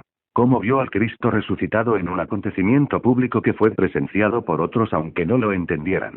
Y cómo realizó milagros para respaldar su declaración de que era un apóstol. Está bien, le dije. Comprendo su punto. Y debo admitir que es uno bueno. Así, hice un gesto para que continuara con el próximo elemento probatorio. Tercera prueba. Cambios en estructuras sociales clave. Para explicar su próxima categoría de prueba circunstancial, Moreland tenía que proveer información importante del trasfondo de la cultura judía. En la época de Jesús, los judíos habían sido perseguidos durante 700 años por los babilonios, los asirios, los persas y entonces por los griegos y romanos, explicó Moreland. Muchos judíos estaban dispersos y vivían cautivos en esas otras naciones. Sin embargo, todavía vemos judíos hoy día mientras que no vemos hititas, fereceos, amonitas, asirios, persas, babilonios y otros pueblos que vivieron en ese tiempo. ¿Por qué? Porque estos pueblos fueron capturados por otras naciones, se asimilaron a ellas y perdieron su identidad nacional. ¿Por qué no les sucedió lo mismo a los judíos? Porque lo que hacía a los judíos, las estructuras sociales que les daban su identidad nacional, era sumamente importante para ellos. Los judíos transmitían esas estructuras a sus hijos, las celebraban en las reuniones en la sinagoga cada sábado y las reforzaban con sus rituales porque sabían que si no lo hacían, pronto no quedaría ningún judío. Serían asimilados por las culturas que los habían capturados. Y hay otra razón por la cual esas instituciones sociales eran tan importantes. Ellos creían que esas instituciones se las había encomendado Dios. Creían que abandonar esas instituciones era arriesgarse a que sus almas fueran condenadas al infierno después de la muerte. Entonces aparece un rabino llamado Jesús de una región de clase baja. Enseña durante 3 años, gana seguidores de clase media y baja, se mete en problemas con las autoridades y termina crucificado junto con otros 30.000 judíos ejecutados durante ese periodo. Sin embargo, 5 semanas después de que fue crucificado, más de 10.000 judíos lo están siguiendo y dicen que él es el fundador de una nueva religión. Y note lo siguiente. Están dispuestos a abandonar o alterar todas o algunas de las 5 instituciones sociales que, según lo que les habían enseñado desde niños, tenían tanta importancia social y teológica. Entonces usted sugiere que algo grande estaba sucediendo, observé. Moreland exclamó. Algo muy grande estaba sucediendo. La revolución de la vida judía. Invité a Moreland a que enumerara esas 5 estructuras sociales y explicara de qué manera los seguidores de Jesús las habían cambiado o abandonado. En primer lugar señaló, les habían enseñado desde el tiempo de Abraham y Moisés que necesitaban ofrecer sacrificios de animales cada año para la redención de sus pecados. Dios pasaba sus pecados a ese animal y sus pecados eran perdonados para que pudieran estar a cuenta con él. Sin embargo, de repente, después de la muerte de este carpintero de Nazaret, estos judíos ya no ofrecen sacrificios. En segundo lugar, los judíos hacían hincapié en obedecer las leyes que Dios les había encomendado a través de Moisés. Desde su óptica, eso era lo que los separaba de las naciones paganas. Sin embargo, poco tiempo después de la muerte de Jesús, los judíos comenzaban a decir que uno no se convertía en un miembro ejemplar de su comunidad simplemente por guardar la ley de Moisés. En tercer lugar, los judíos guardaban escrupulosamente el sábado no haciendo nada salvo la devoción religiosa cada sábado. Esa era la forma en la que lograban estar bien delante de Dios, garantizaban la salvación de su familia, y estaban bien delante de toda la nación. Sin embargo, después de la muerte de este carpintero de Nazaret, esa tradición de 1500 años se cambia abruptamente. Esos cristianos adoran los domingos. ¿Por qué?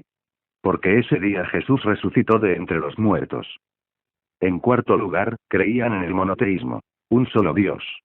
En cambio los cristianos enseñan una forma de monoteísmo. Dicen que el Padre, el Hijo y el Espíritu Santo son un solo Dios. Esto es radicalmente diferente de lo que los judíos creían. Hubieran considerado que era la herejía más grande decir que alguien puede ser Dios y hombre al mismo tiempo. Sin embargo, los judíos comienzan a adorar a Jesús como Dios en la primera década de la religión cristiana.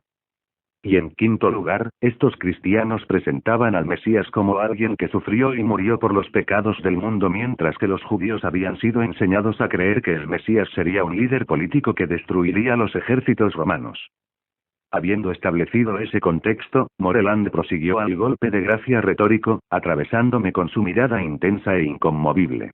Le dijo, ¿de qué manera puede explicar que en un breve período de tiempo no solo un judío sino toda una comunidad de por lo menos 10.000 judíos, estuvo dispuesta a abandonar estas 5 prácticas claves que les habían servido en el aspecto social y teológico por tantos siglos? Mi explicación es simple. Habían visto a Jesús resucitado de entre los muertos. Si bien el punto de Moreland era sumamente impresionante, detecté un problema de comprensión para la gente de hoy. Le comenté que era muy difícil para los estadounidenses del siglo XX apreciar la naturaleza radical de esa transformación. Hoy día, la gente es de una fe fluctuante, observé. Van y vienen entre las creencias del cristianismo y la nueva era. Incursionan brevemente en el budismo, combinan, mezclan y crean su propia espiritualidad. Para ellos, realizar el tipo de cambios que usted mencionó no les parecería algo grave. Moreland asintió. Aparentemente ya había escuchado antes esta objeción. Le pregunto a una persona así: ¿cuál es tu creencia más querida? ¿Que tus padres eran buenas personas? ¿Que el homicidio es inmoral? Piensa en lo radical que tiene que ser algo que te haga cambiar o abandonar esa creencia que atesoras tanto. Ahora nos estamos acercando. Tenga en cuenta que se trata de una comunidad entera que abandona creencias atesoradas que fueron transmitidas durante siglos y que creían que provenían de Dios mismo. Lo hacían aunque estaban arriesgando su propio bienestar y también creían que estaban arriesgándose a la condenación eterna de sus almas en el infierno si estaban equivocados. Es más, no lo estaban haciendo porque se habían topado con ideas mejores. Estaban muy conformes con las viejas tradiciones. Las abandonaron porque habían visto milagros que no podían explicar y eso los obligó a ver el mundo de otra manera. Somos individualistas occidentales y nos gusta el cambio tecnológico y social, observé. Las tradiciones no tienen tanto valor para nosotros. Lo admito, respondió Moreland. Sin embargo, estas personas sí valoraban la tradición. Vivían en un período en el que cuanto más antiguo era algo, mejor. En realidad, para ellos cuanto más atrás se pudiera remontar una idea, más probable era de que fuera verdad. Por lo tanto, concebir nuevas ideas era lo opuesto de nuestra forma de ser actual. Créame, concluyó, estos cambios en las estructuras sociales judías no fueron simplemente ajustes menores que se hicieron al pasar. Fueron absolutamente monumentales. Ni más ni menos que un terremoto social. Y los terremotos no suceden sin una causa. Cuarta prueba. Comunión y bautismo. Moreland señaló el surgimiento de los sacramentos de la comunión y el bautismo en la iglesia primitiva como otra prueba circunstancial de que la resurrección es verdad. Pero yo tenía algunas dudas. ¿Acaso no es natural que las religiones creen sus propios rituales y prácticas? Le pregunté. Todas las religiones las tienen. Así que ¿de qué manera eso prueba algo acerca de la resurrección?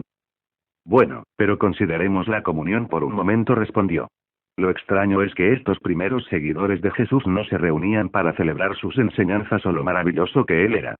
Se reunían en forma regular para tener una comida de celebración por un solo motivo. Para recordar que Jesús había sido masacrado públicamente en una forma humillante y grotesca. Considérelo en términos modernos. Si un grupo de personas ama a John F. Kennedy, quizás se reúna en forma regular para recordar su enfrentamiento con Rusia, su promoción de los derechos civiles y su personalidad carismática. Pero, no van a celebrar el hecho de que Lee Harvey Oswald lo asesinara. Sin embargo, es análogo a lo que los primeros cristianos hacían. ¿Cómo lo explica? Yo lo explico de la siguiente manera. Se dieron cuenta de que la muerte de Jesús era un paso necesario hacia una victoria mucho mayor. Su asesinato no fue la última palabra. La última palabra fue que había vencido la muerte por todos nosotros al resucitar de entre los muertos. Celebraban su ejecución porque estaban convencidos de que lo habían visto salir de la tumba con vida. ¿Y qué acerca del bautismo? Le pregunté. La iglesia primitiva adoptó una forma de bautismo de su tradición judía llamada el bautismo prosélito. Cuando los gentiles querían adoptar la ley de Moisés, los judíos bautizaban a esos gentiles en la autoridad del Dios de Israel. Sin embargo, en el Nuevo Testamento, la gente se bautizaba en el nombre del Padre, del Hijo y del Espíritu Santo, lo cual significaba que habían elevado a Jesús a la categoría plena de Dios. No solo eso. El bautismo era una celebración de la muerte de Jesús, al igual que la comunión. Al sumergirse en el agua, uno celebra su muerte y al ser sacado del agua, uno celebra el hecho de que Jesús fue resucitado a verá de vida. Lo interrumpí para decir. Usted está dando por sentado que estos sacramentos no fueron meramente adaptados de las llamadas religiones de misterio. Y por buenas razones, respondió. En primer lugar, no hay evidencia sólida de que ninguna religión de misterio creyera en dioses que mueren y resucitan, sino hasta después del período del Nuevo Testamento. Por lo tanto, si hubo algún préstamo, ellos lo tomaron prestado del cristianismo. En segundo lugar, la práctica del bautismo vino de las costumbres judías y los judíos estaban en contra de permitir que las ideas gentiles o griegas afectaran su culto. Y en tercer lugar, estos dos sacramentos se pueden remontar a la comunidad cristiana más antigua, demasiado antigua como para que la influencia de cualquier otra religión se filtrara en su concepción del significado de la muerte de Jesús. Quinta prueba. El surgimiento de la Iglesia. Moreland introdujo su último punto diciendo: cuando ocurre un cambio cultural mayor, los historiadores siempre buscan acontecimientos que puedan explicarlo. Sí, eso tiene sentido, afirmé. Muy bien, entonces pensemos en el comienzo de la Iglesia cristiana. No hay duda de que comenzó poco después de la muerte de Jesús y se propagó tan rápido que en el transcurso de un período de quizás 20 años ya había llegado al palacio del César en Roma. No solo eso, ese movimiento triunfó sobre una cantidad de ideologías rivales y finalmente sobrepujó al Imperio Romano entero. Ahora bien, si usted fuera un marciano que observa el siglo I, ¿creería que sobreviviría el cristianismo o el Imperio Romano? Probablemente no apostaría dinero en un grupo de gentuza cuyo mensaje principal era que un carpintero de un pueblecito desconocido que había sido crucificado, había vencido la tumba. Sin embargo, fue tan exitoso que hoy día llamamos a nuestros hijos Pedro y Pablo y a nuestros perros César y Nerón. Me gusta la forma en la que C.F. de Moule, el erudito del Nuevo Testamento de Cambridge, lo expresó. Si la llegada a la existencia de los nazarenos, un fenómeno innegablemente atestiguado por el Nuevo Testamento, abre un gran agujero en la historia, un agujero del tamaño y con la forma de la resurrección, ¿con qué propone el historiador secular que se tape? Si bien este no era el punto más fuerte de Moreland, ya que otros movimientos religiosos también han surgido y se han propagado, la evidencia circunstancial no se apoya solamente en la fuerza de un solo hecho. En cambio, es el peso acumulativo de varios hechos que conjuntamente inclinan la balanza hacia una conclusión. Y para Moreland, la conclusión es clara. Mire, dijo, si alguien quiere considerar esta evidencia circunstancial y llegar al veredicto de que Jesús no resucitó de entre los muertos, está bien. Sin embargo, tiene que ofrecer una explicación alternativa que sea plausible para estos 5 hechos. Recuerde, no cabe duda que estos hechos son verdaderos. Lo que está en duda es cómo explicarlos. Y nunca vi una explicación mejor que la de la resurrección. Mentalmente repasé la cinta de la evidencia circunstancial. La disposición de los discípulos a morir por lo que habían experimentado. Las vidas revolucionadas de escépticos como Jacobo y Saulo. Los cambios radicales en las estructuras sociales atesoradas por los judíos durante siglos. La aparición repentina de la comunión y el bautismo. Y el surgimiento y crecimiento sorprendentes de la Iglesia. Dados 5 hechos indisputables, tenía que concordar con Moreland en que la resurrección y solo la resurrección les confiere sentido a todos. Cuando le agregué la prueba potente de la tumba vacía de Jesús y el testimonio convincente acerca de sus apariciones después de la resurrección, el caso me pareció concluyente. Esa es también la apreciación de Sir Lionel Lucas, el abogado brillante y sabio al que 245 sorprendentes exoneraciones de homicidio consecutivas le dieron un lugar en el libro Guinness de récords mundiales como el abogado más exitoso del mundo. Nombrado caballero 2 veces por la reina Isabel, este ex juez de la Corte Suprema y diplomático sometió los hechos históricos acerca de la resurrección a su propio análisis riguroso durante varios años antes de declarar: afirmo inequívocamente que la evidencia a favor de la resurrección de Jesucristo es tan abrumadora que obliga a su aceptación mediante prueba que no deja absolutamente ningún lugar a dudas. Pero aguarda. Hay más. Dar el paso final. Como nuestra entrevista había terminado, Moreland y yo estábamos discutiendo de fútbol americano mientras yo desconectaba la grabadora y comenzaba a guardar mis notas. Aunque estaba un poco apurado por alcanzar mi vuelo de regreso a Chicago, dijo algo que me llevó a hacer una pausa. Hay otra categoría de evidencia sobre la cual no preguntó, subrayó. Repasé la entrevista mentalmente. Me rindo, repliqué. ¿Cuál es? Es el continuo encuentro con el Cristo resucitado que ocurre en todo el mundo, en todas las culturas, por parte de personas de todo tipo de trasfondos y personalidad. Bien educados y no, ricos y pobres, los que piensan y los que sienten, hombres y mujeres, anunció. Todos declararán que más que cualquier otra cosa en sus vidas, Jesucristo los cambió. Moreland se inclinó hacia adelante para dar énfasis. Para mí, esto constituye la evidencia final. No solo la evidencia sino la prueba corroborativa definitiva, de que el mensaje de Jesús puede abrir la puerta a un encuentro directo con el Cristo resucitado. Supongo que usted ha tenido un encuentro como ese, le dije. Cuénteme acerca de él. En 1968, era un estudiante cínico de química en la Universidad de Missouri, cuando me confronté con el hecho de que si examinaba las declaraciones de Jesús con ojo crítico pero con la mente abierta, había evidencia más que suficiente para que lo creyera. Por lo tanto, di un paso de fe en la misma dirección a la que apuntaba la evidencia, recibiendo a Jesús como mi perdonador y líder, y comencé a relacionarme con él, con el Cristo resucitado, en una forma muy real y continua. En 3 décadas, he tenido cientos de respuestas específicas a mis oraciones, me han ocurrido cosas que simplemente no se pueden explicar con explicaciones naturales, y he experimentado una vida cambiada más allá de lo que pude haberme imaginado. Sin embargo, protesté, la gente experimenta cambios en sus vidas en otras religiones cuyos preceptos contradicen al cristianismo. ¿No es peligroso basar una decisión en experiencias subjetivas? Le pregunté. Permítame dejar 2 cosas en claro, respondió. En primer lugar, no estoy diciendo, solo confíe en su experiencia, estoy diciendo, use su mente con calma y sopese la evidencia, y luego deje que la experiencia sea un elemento confirmante de la prueba. En segundo lugar, si a lo que apunta esa evidencia es verdad. Es decir, si todas estas líneas de evidencia sí apuntan en verdad a la resurrección, la misma evidencia reclama un examen de experiencia. Defínalo, le pedí. El examen de experiencia es: aún está vivo, y puedo descubrirlo relacionándome con él. Si usted estuviera en un jurado y escuchara la evidencia suficiente para convencerse de la culpabilidad del acusado, no tendría sentido detenerse antes del paso final de condenarlo. Y que la gente acepte la evidencia a favor de la resurrección de Jesús y no dé el paso final de someterla al examen de la experiencia sería errar al blanco donde a fin de cuentas la evidencia está apuntando. Entonces le dije, si la evidencia apunta fuertemente en esta dirección, no es más que racional y lógico seguirla hasta el ámbito de la experiencia. Asintió con aprobación. Precisamente correcto, anunció. Es la confirmación final de la evidencia. Es más, le diré lo siguiente. La evidencia pide a gritos el examen de la experiencia. Deliberaciones.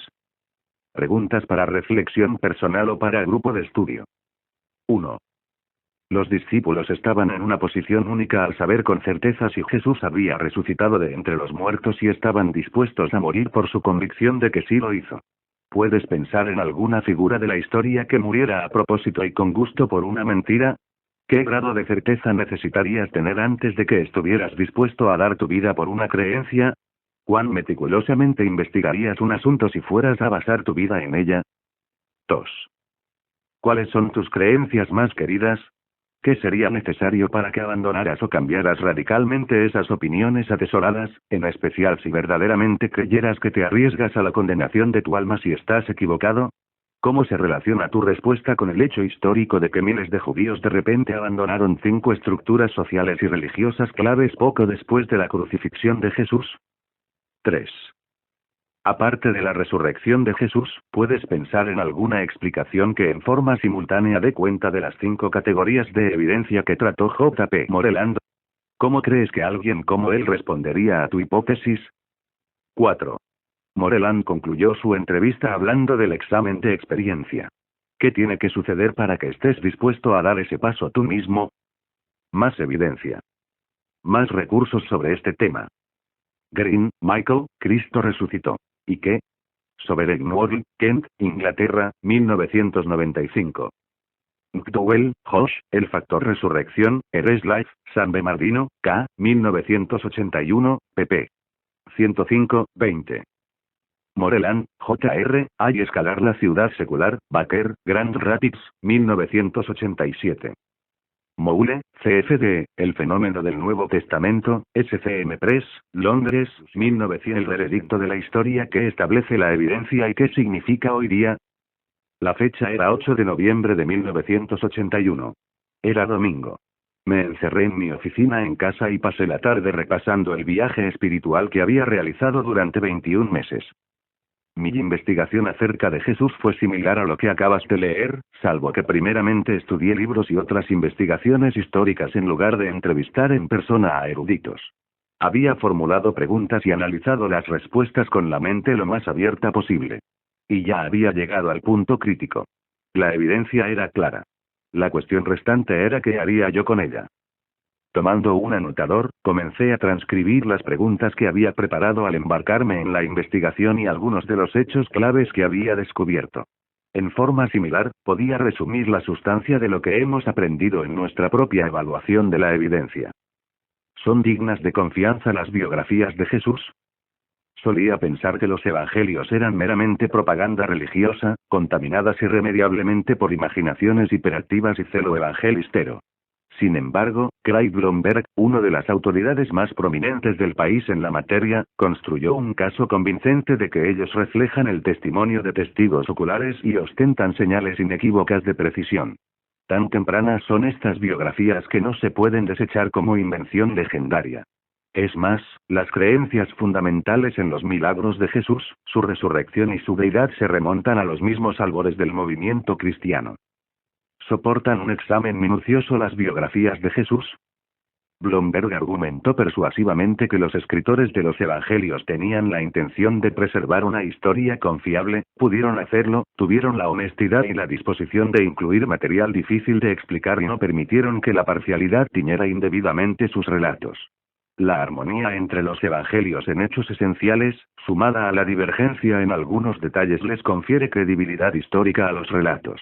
Es más, la iglesia primitiva no pudo haberse arraigado y florecido allí mismo en Jerusalén si hubiera enseñado hechos acerca de Jesús que sus mismos contemporáneos pudieran haber descubierto que eran exagerados o falsos. En decir, los evangelios lograron pasar las 8 pruebas de la evidencia. ¿Se preservaron fidedignamente las biografías de Jesús?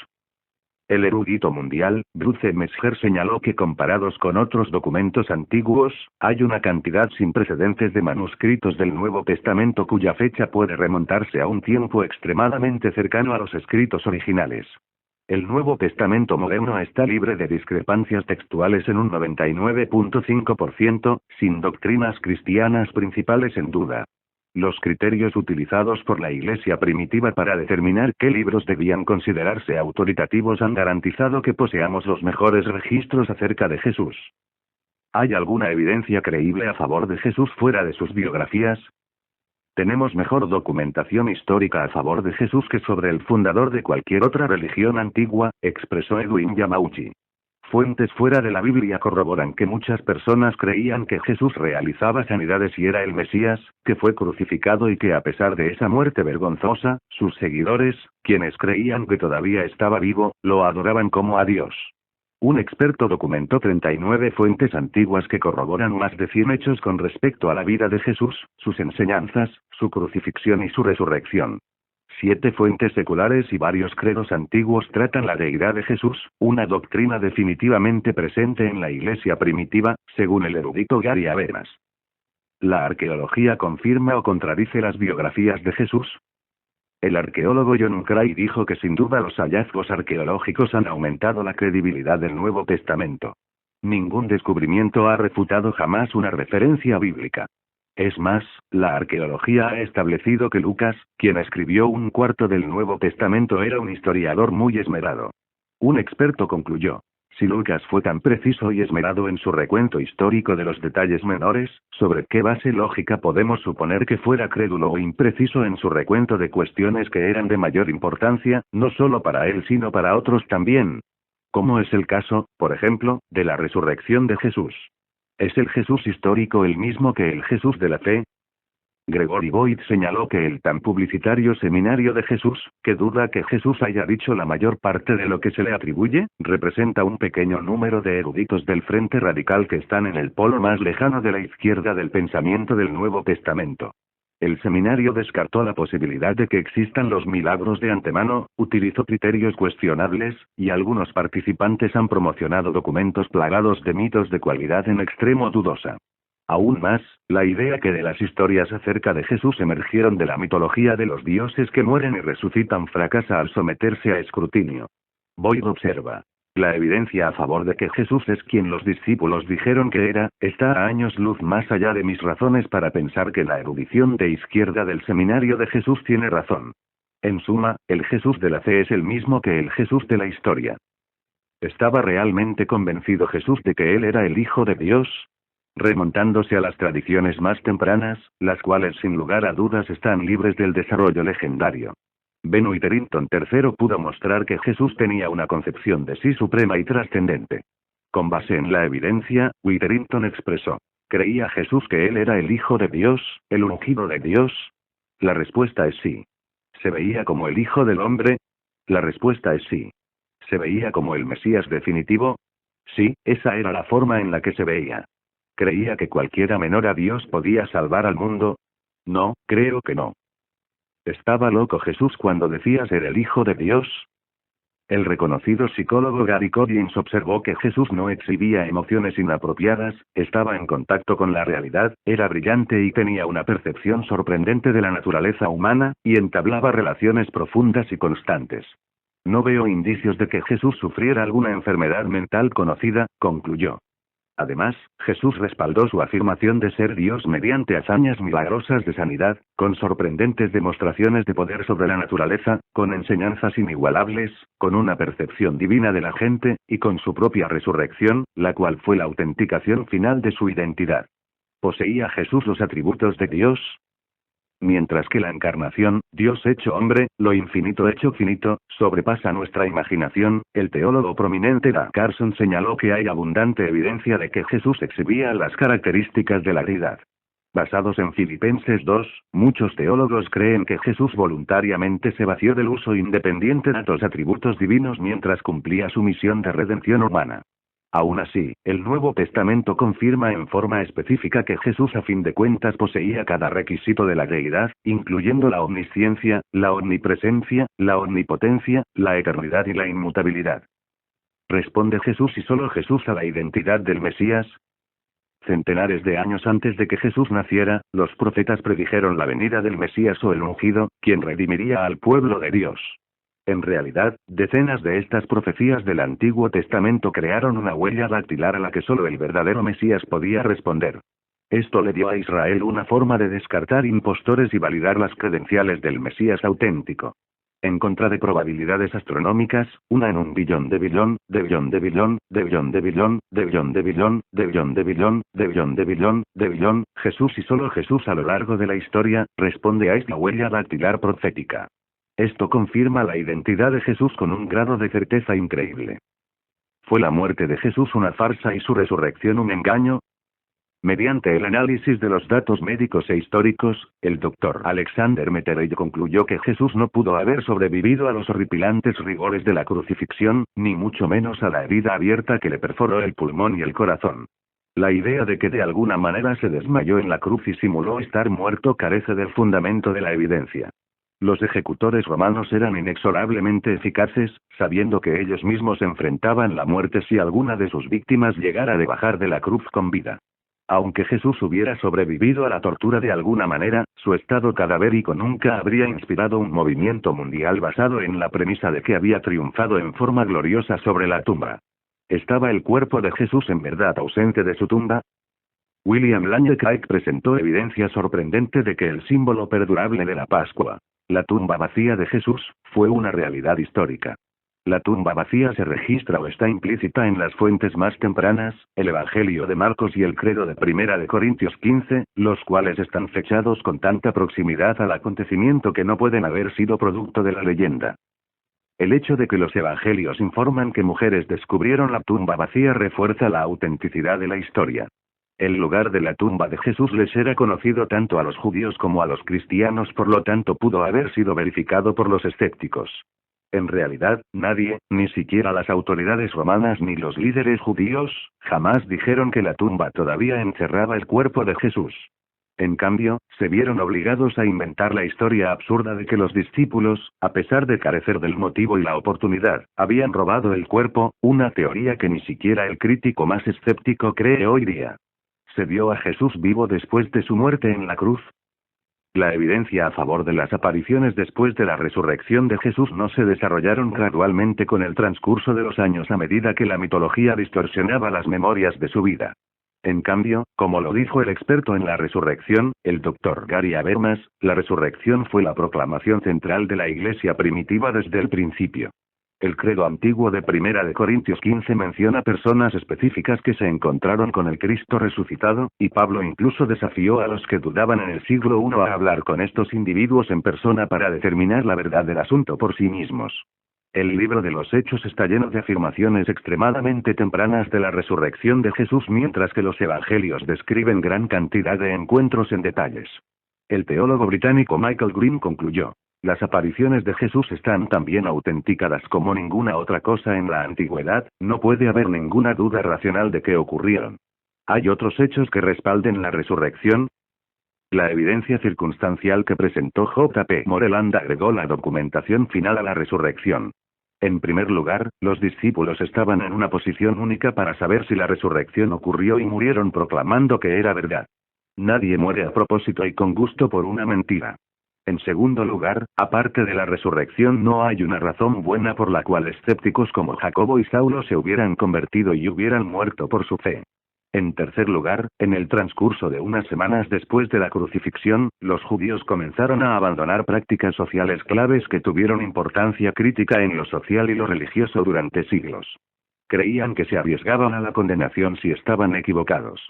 En cuarto lugar, los primeros sacramentos de la comunión y el bautismo afirmaron la resurrección y la deidad de Jesús. Y en quinto lugar, el surgimiento milagroso de la Iglesia ante la persecución romana brutal abre un gran agujero en la historia, un agujero del tamaño y con la forma de la resurrección, expresó C.F. de Moule. El fracaso del desafío de Muller. Lo admito. Fui emboscado por la cantidad y la calidad de la evidencia de que Jesús es el único Hijo de Dios.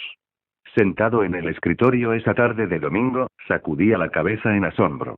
Había visto acusados despachados a la sala de ejecución con pruebas mucho menos convincentes. Los hechos y la información acumulativos apuntaban inequívocamente hacia una conclusión a la que no estaba muy cómodo de llegar. Francamente, había querido creer que la deificación de Jesús era resultado del desarrollo legendario mediante el cual personas con buenas pero erradas intenciones lentamente convirtieron a un sabio en el mitológico Hijo de Dios. Eso me parecía seguro y tranquilizador. Al fin y al cabo, un predicador apocalíptico ambulante del siglo I no podía exigirme nada. Sin embargo, mientras inicié la investigación pensando que esta explicación de lo legendario era intuitivamente evidente, salí convencido de que carecía totalmente de base. Para mí lo que definió la cuestión fue el famoso estudio de Ansheru Inuite, el gran historiador clásico de la Universidad de Oxford, al cual William Lane Craig hizo referencia en nuestra entrevista. Sheru Inuite examinó meticulosamente a qué paso se desarrollaba la leyenda en el mundo antiguo. Su conclusión: ni siquiera 2 generaciones completas era el tiempo suficiente para que la leyenda se desarrollara y erradicara un centro sólido de verdad histórica. Ahora considera el caso de Jesús. En el aspecto histórico, las noticias de la tumba vacía, los relatos de los testigos oculares acerca de sus apariciones después de la resurrección y la convicción de que él era en verdad el único Hijo de Dios surgieron prácticamente en forma simultánea. El credo de Primera de Corintios 15, que afirma la muerte de Jesús por nuestros pecados y enumera sus apariciones después de la resurrección citando testigos oculares, ya lo recitaban los cristianos apenas 24 meses después de la crucifixión. El relato de Marcos sobre la tumba vacía fue tomado de un material cuya fecha se remonta a unos pocos años después del mismo acontecimiento. Los evangelios que atestiguan las enseñanzas de Jesús, sus milagros y su resurrección estaban en circulación durante la vida de los contemporáneos de Jesús, quienes hubieran estado muy contentos de haber corregido la información si hubiera sido ornamentada o falseada. Los himnos cristianos más primitivos afirman la naturaleza divina de Jesús. Blomberg lo resumió de la siguiente manera. Durante los 2 primeros años después de su muerte, entonces, una cantidad significativa de los seguidores de Jesús parece haber formulado una doctrina de la redención, estaban convencidos de que él había resucitado de entre los muertos en forma corpórea, asociaban a Jesús con Dios, y creían que habían encontrado respaldo para estas convicciones en el Antiguo Testamento. William Lane Craig concluyó: el período de tiempo necesario para la acumulación significativa de leyendas, con respecto a los acontecimientos de los evangelios, nos situaría en el siglo II DC, justo en el tiempo en realidad cuando nacen los evangelios apócrifos legendarios. Estos son los relatos legendarios que buscan los críticos. Simplemente no hubo siquiera tiempo suficiente para que la mitología corrompiera completamente los registros históricos de Jesús, especialmente en presencia de testigos oculares que aún tenían un conocimiento personal de él. Cuando el teólogo alemán Julius Müller en 1844 desafió a cualquiera a que encontrara un solo ejemplo de desarrollo legendario tan rápido en cualquier parte de la historia, la respuesta de los eruditos de ese tiempo, y hoy día, fue un silencio resonante. El 8 de noviembre de 1981, me di cuenta de que mi mayor objeción a Jesús también había sido silenciada por la evidencia de la historia. Me encontré riéndome por cómo se había dado vuelta el tablero. A la luz de los hechos convincentes que había descubierto durante mi investigación, ante esta avalancha abrumadora de evidencia en el caso a favor de Cristo, la gran ironía era esta. Necesitaría mucho más fe para mantener mi ateísmo que para confiar en Jesús de Nazaret. Las implicaciones de la evidencia. ¿Recuerdas la historia de James Dixon en la introducción de este libro? La evidencia apuntaba tenazmente hacia su culpabilidad por haberle disparado a un sargento de policía de Chicago. Incluso él mismo admitió que lo había hecho. Sin embargo, cuando se llevó a cabo una investigación más meticulosa, ocurrió un cambio de repente. El escenario que encajaba con los hechos en forma más perfecta era que el sargento había inculpado a Dixon, quien era inocente del disparo. Dixon fue puesto en libertad y fue el oficial quien se encontró condenado. Al concluir nuestra investigación del caso Cristo, vale la pena repasar las dos grandes lecciones de esa historia. Número 1. ¿La recopilación de pruebas ha sido en verdad exhaustiva? Sí, ha sido exhaustiva. Seleccioné expertos que pudieran expresar su posición y defenderla con evidencia histórica que luego podría comprobar a través del interrogatorio. No estaba simplemente interesado en sus opiniones. Quería los hechos. Los desafié con las teorías actuales de los ateos y los profesores liberales. Dado su trasfondo, sus credenciales, su experiencia y su carácter, cada uno de estos eruditos estaba más que calificado para presentar información histórica confiable con respecto a Jesús. Número 2. ¿Qué explicación se ajusta mejor a la totalidad de la evidencia? El 8 de noviembre de 1981, mi tesis de la leyenda, a la que me había aferrado tenazmente por tantos años, había sido completamente desmantelada. Es más, mi escepticismo de periodista hacia lo sobrenatural se había derretido ante la luz de la evidencia histórica imponente de que la resurrección de Jesús era un acontecimiento real e histórico. Es más, mi mente no podía evocar ni una sola explicación que siquiera se ajustara a la evidencia de la historia casi tan bien como la conclusión de que Jesús era quien decía ser, el único Hijo de Dios. El ateísmo que había abrazado tanto tiempo se desmenuzó bajo el peso de la verdad histórica. Fue un resultado sorprendente y radical, ciertamente no lo que había anticipado cuando me embarqué en este proceso investigativo. Sin embargo, era, en mi opinión, una decisión impulsada por los hechos. Todo eso me llevó a la pregunta: ¿y qué? Si esto es verdad, ¿qué importancia tiene? Hay varias implicaciones evidentes. Si Jesús es el Hijo de Dios, sus enseñanzas son más que simples buenas ideas de un maestro sabio. Son perspectivas divinas sobre las cuales puedo construir mi vida con confianza. Si Jesús determina los parámetros de moral, ahora puedo tener una base inconmovible para mis elecciones y decisiones en vez de basarlas en las arenas movedizas de la conveniencia y el egocentrismo. Si Jesús en verdad resucitó de entre los muertos, todavía está vivo hoy y disponible para que me encuentre con Él en el ámbito personal. Si Jesús conquistó la muerte, me puede abrir la puerta de la vida eterna a mí también. Si Jesús tiene poder divino, tiene la habilidad sobrenatural para guiarme y ayudarme, y transformarme a medida que lo sigo. Si Jesús conoce en forma personal el dolor de la pérdida y el sufrimiento, puede consolarme y alentarme en medio de la turbulencia que, según él mismo advirtió, es inevitable en un mundo corrompido por el pecado.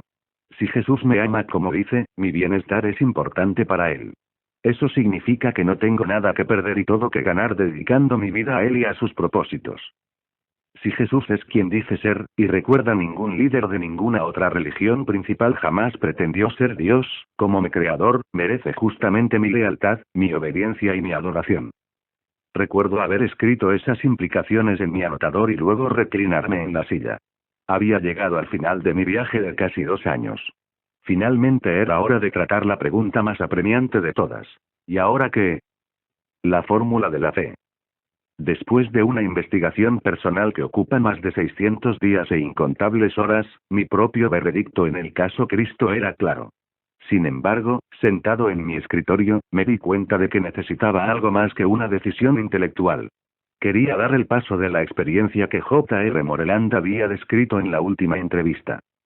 En busca de la forma de realizarlo, tomé una Biblia y la abrí en Juan 1:12, un versículo con el que me había topado durante mi investigación. Mas a cuantos lo recibieron, a los que creen en su nombre, les dio el derecho de ser hijos de Dios. Los verbos claves en ese versículo explican con precisión matemática lo que se necesita para trascender el mero asentimiento mental ante la deidad de Jesús y entrar en una relación permanente con Él al ser adoptado en la familia de Dios. Creer más recibir igual ser. 1. Creer.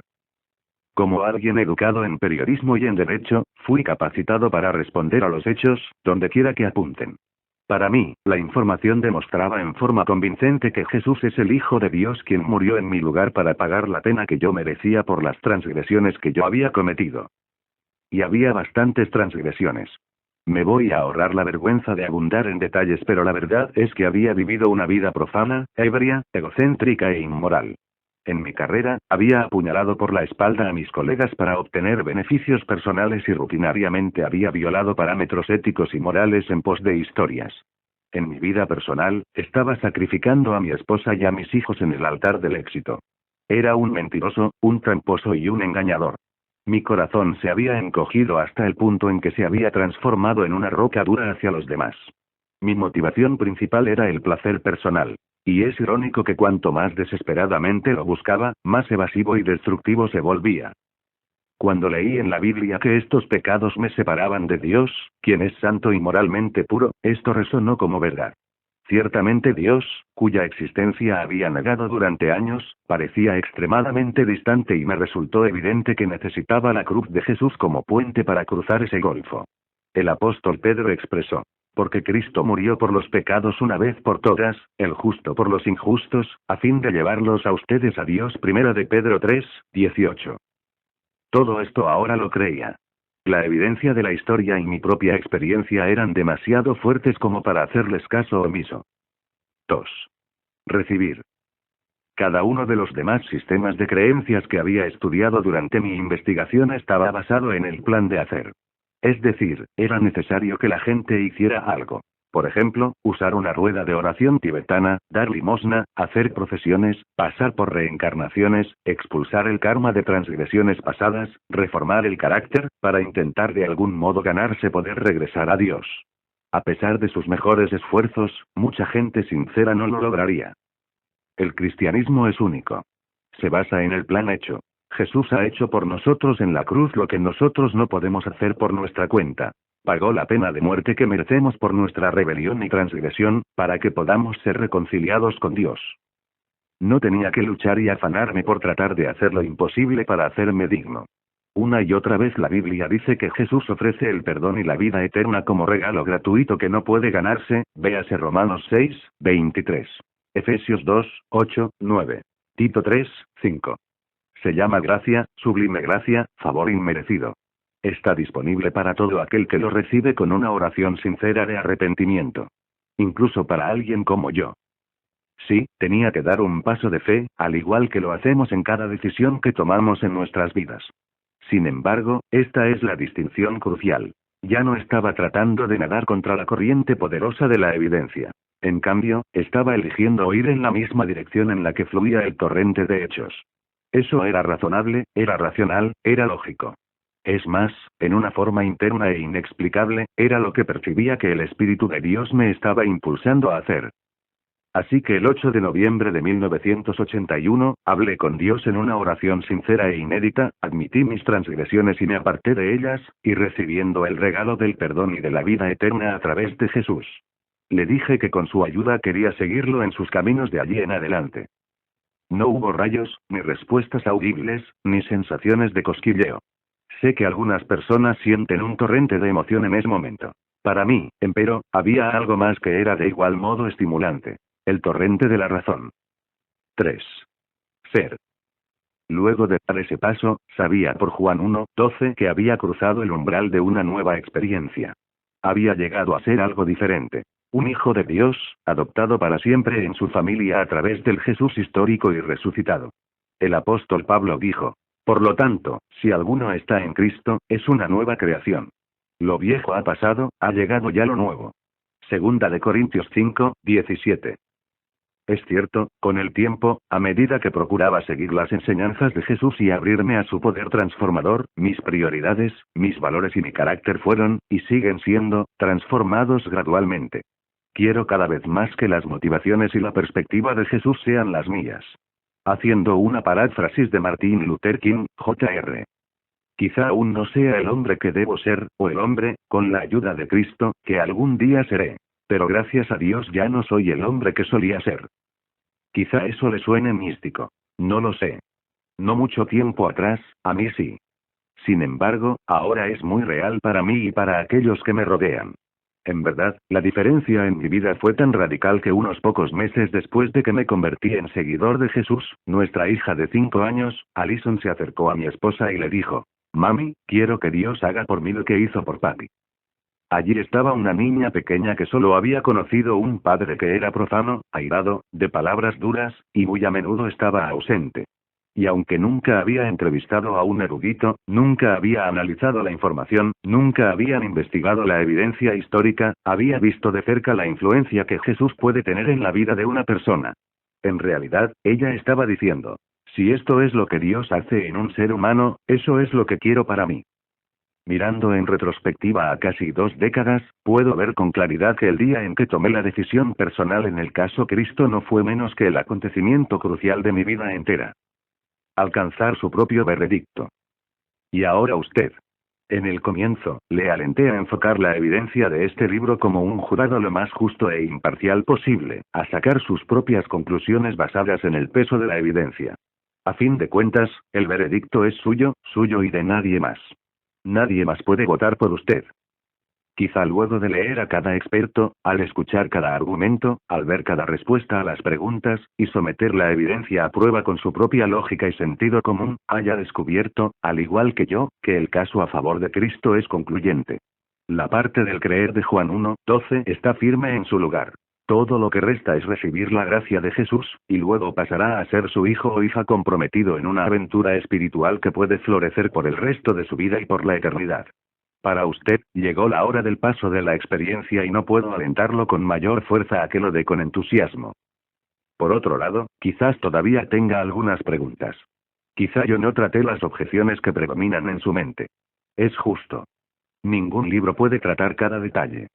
Sin embargo, confío en que la cantidad de información recopilada en este libro por lo menos le haya convencido de que es razonable. Es más, imperativo, que continúe su investigación.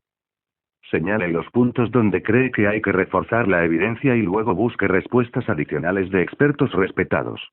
Si cree que puede concebir una escena que dé cuenta de los hechos mejor, dispóngase a someterlo a un escrutinio tenaz. Use los recursos sugeridos en este libro para ahondar más en la cuestión. Estudie la Biblia por su cuenta, una sugerencia. El viaje, una edición especial de la Biblia diseñada para personas que todavía no creen que es la palabra de Dios. Determine que llegará a un veredicto cuando haya recopilado una cantidad suficiente de información, sabiendo que nunca tendrá la solución completa de cada asunto. Quizá quiera susurrar una oración al Dios que no está seguro de que existe, pidiéndole que le guíe a la verdad acerca de él. Y en todo, tendrá mi aliento sincero a medida que continúe su búsqueda espiritual. Al mismo tiempo, siento una fuerte obligación de apremiarlo a que haga de esta cuestión algo primordial en tu vida. No lo tome liviana o frívolamente porque hay mucho que depende de su conclusión. Tal como lo expresó eficazmente Michael Murphy. Nosotros mismos, y no solo la verdad, estamos en juego en esta investigación. Es decir, si mi conclusión del caso a favor de Cristo es correcta, su futuro y tu eternidad penden de cómo responde a Cristo. Como Jesús declaró: pues si no creen que yo soy el que afirmo ser, en sus pecados morirán, Juan 8:24. Esas son palabras serias, que nacen de una preocupación genuina y amorosa. Las cito para subrayar la magnitud de este asunto y con la esperanza de que le impulsen a examinar el caso a favor de Cristo en forma activa y exhaustiva. Sin embargo, a fin de cuentas recuerde que algunas opciones simplemente no son viables. La evidencia acumulativa ya las ha cerrado. C.S. Lewis, el brillante y otrora escéptico profesor de Cambridge University, quien finalmente fue ganado por la evidencia a favor de Jesús, observó: Estoy tratando de evitar que cualquiera diga la verdadera tontería que la gente a menudo dice sobre él. Estoy listo para aceptar a Cristo como un gran maestro moral, pero no acepto que diga ser Dios. Eso es lo único que no debemos decir. Un hombre que fuera meramente hombre y dijera las cosas que Jesús dijo no sería un gran maestro moral. Sería un lunático, o sería el diablo del infierno. Usted debe hacer su propia elección. Este hombre fue y es el Hijo de Dios, o es un loco, o algo peor. Puede hacerlo callar como a un tonto. Puede escupirlo y matarlo como a un demonio. O puede arrojarse a sus pies y llamarlo Señor y Dios. Pero no vengamos con esa tontería condescendiente de que era un gran maestro humano. No nos dejó abierta esa opción. No tuvo la intención de hacerlo.